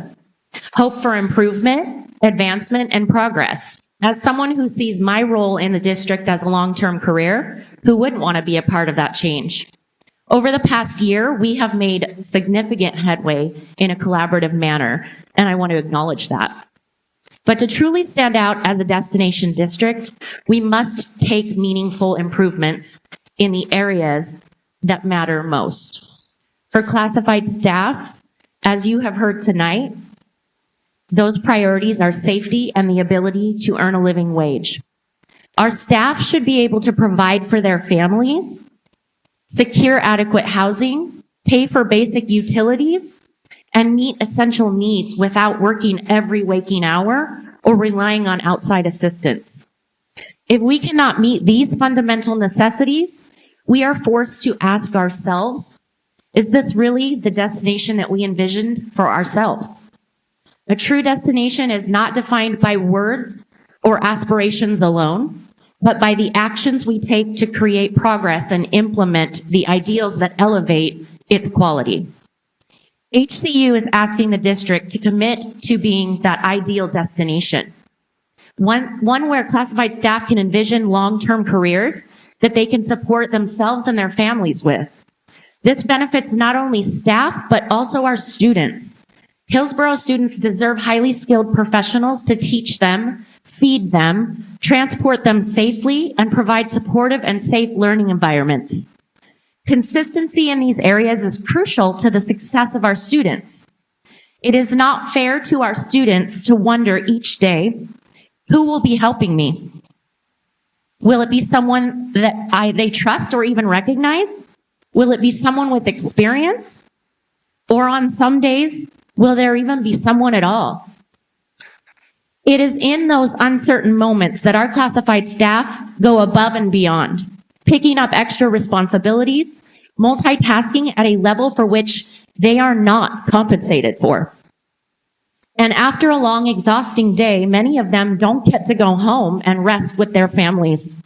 Instead, they might run home and change clothes, kiss and hug their kids, say goodbye, and head to their second job. This is the reality for many of our classified staff here. We understand the financial constraints that every district in our state is facing, and we don't ignore that reality. But that is why we are doing our part to actively help change the funding landscape through political action. On March 3rd, HCU will be in Salem for K-12 Lobby Day, where I will testify on behalf of classified staff, urging our state legislators to take education seriously and prioritize necessary changes that would put Oregon at the forefront of education, because our students deserve it. On March 4th, as we return to the bargaining table, we hope HSD will demonstrate that same commitment to prioritizing education by valuing and investing in classified staff. Imagine a future where Hillsboro School District is a place where job openings are rare because employees choose to stay, where staff feel valued because their safety is a clear priority, reflected in the policies and standards set by the district, and where they are appropriately and competitively compensated. A district where competition for positions is strong and students benefit from the consistency and quality of experienced, dedicated staff. That is the true essence of a journey to becoming a destination district. So tonight, we, HCU classified staff, ask you, the school board of directors, Superintendent Ryman, and those that will sit at the bargaining table on March 4th. Will HSD be a destination district? Thank you. And this brings us to discussion time. We will start with our student representative. Cal.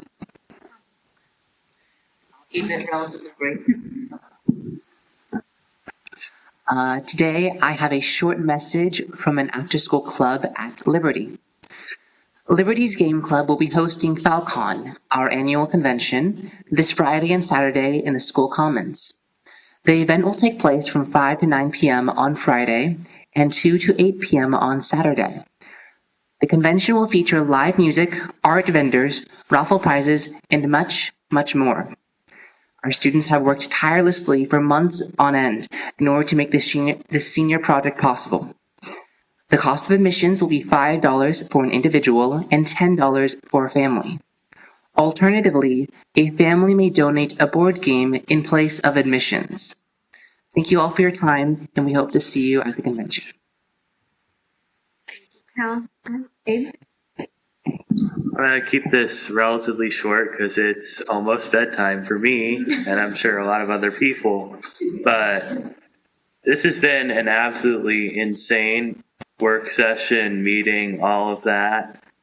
I mean, going from the green screen room to going to hear a jazz ensemble, and now this, like, it's really moving to see all the people coming together, and I really think that the bargaining is coming really well. I think that everything's going really well in that regard. I think I was really, really, really moved to see the classes for cybersecurity, math, and sound engineering pass through. I was really watching those, and I was really, really hoping they would make it. Seeing them on the agenda items was just so exciting for me earlier. It helps keep me awake. It helped me go in. So, thank you. Thank you. Superintendent Raymond? Did you want to add something? I'd just like to add on to Abraham's comment and say that I was also excited to see cybersecurity added on the list. It's a comm sci, as someone going into comm sci post-secondary, I'm excited to see that added to high school level.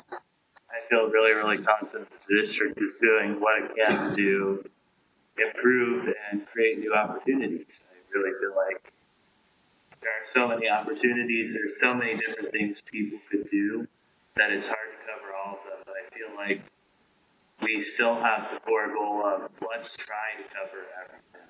And I think that's something that's important, is the drive to do so. Thank you. Superintendent Raymond? Thanks so much. That means a lot to us. Thanks for those comments. We had a couple of inclement weather events, one involving snow and ice, but then last night a crazy windstorm. And I just want to thank our facilities crews, our maintenance crews, our transportation crews, our custodians for all the emergency work that went on last night, all through the night, to get schools open safely this morning. That was incredible. I just want to give respect and love to those folks for the hard work that they do around the clock. Last Thursday, we also had a wonderful Black History Month event at South Meadows Middle School. I want to thank Francesca and her squad for making that happen. That was just a boost for our entire community. The diversity of folks who showed up and the celebration that happened was a really positive thing for us just at the right time. So thank you, Fran. We had 4 people attend our board interests seminars. Thanks to Beth and Rose for hosting seminars for folks who are interested in running for the school board. The HSF Gala was a smash hit. Aaron Carlson didn't make it, but Carla, you were part of planning that too.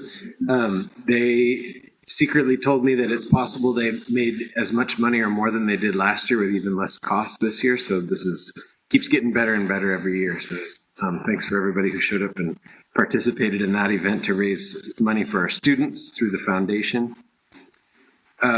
We're going to continue to be a community that creates inclusive and equitable schools for our students. And I just want to say that our definition of that means is that we remove barriers for students to access all of our programs. When we say all students, we mean all students. And we also provide resources for students who need the most in HSD, and we're going to continue to do so. Lastly, I want to thank the classified staff for all the work that you do to serve our students. Happy Classified Appreciation Week next week, and thank you to HEA and HCU for your strong advocacy in Salem right now. Your efforts are noticed and your collaboration is much appreciated, so thank you for your leadership. Thank you.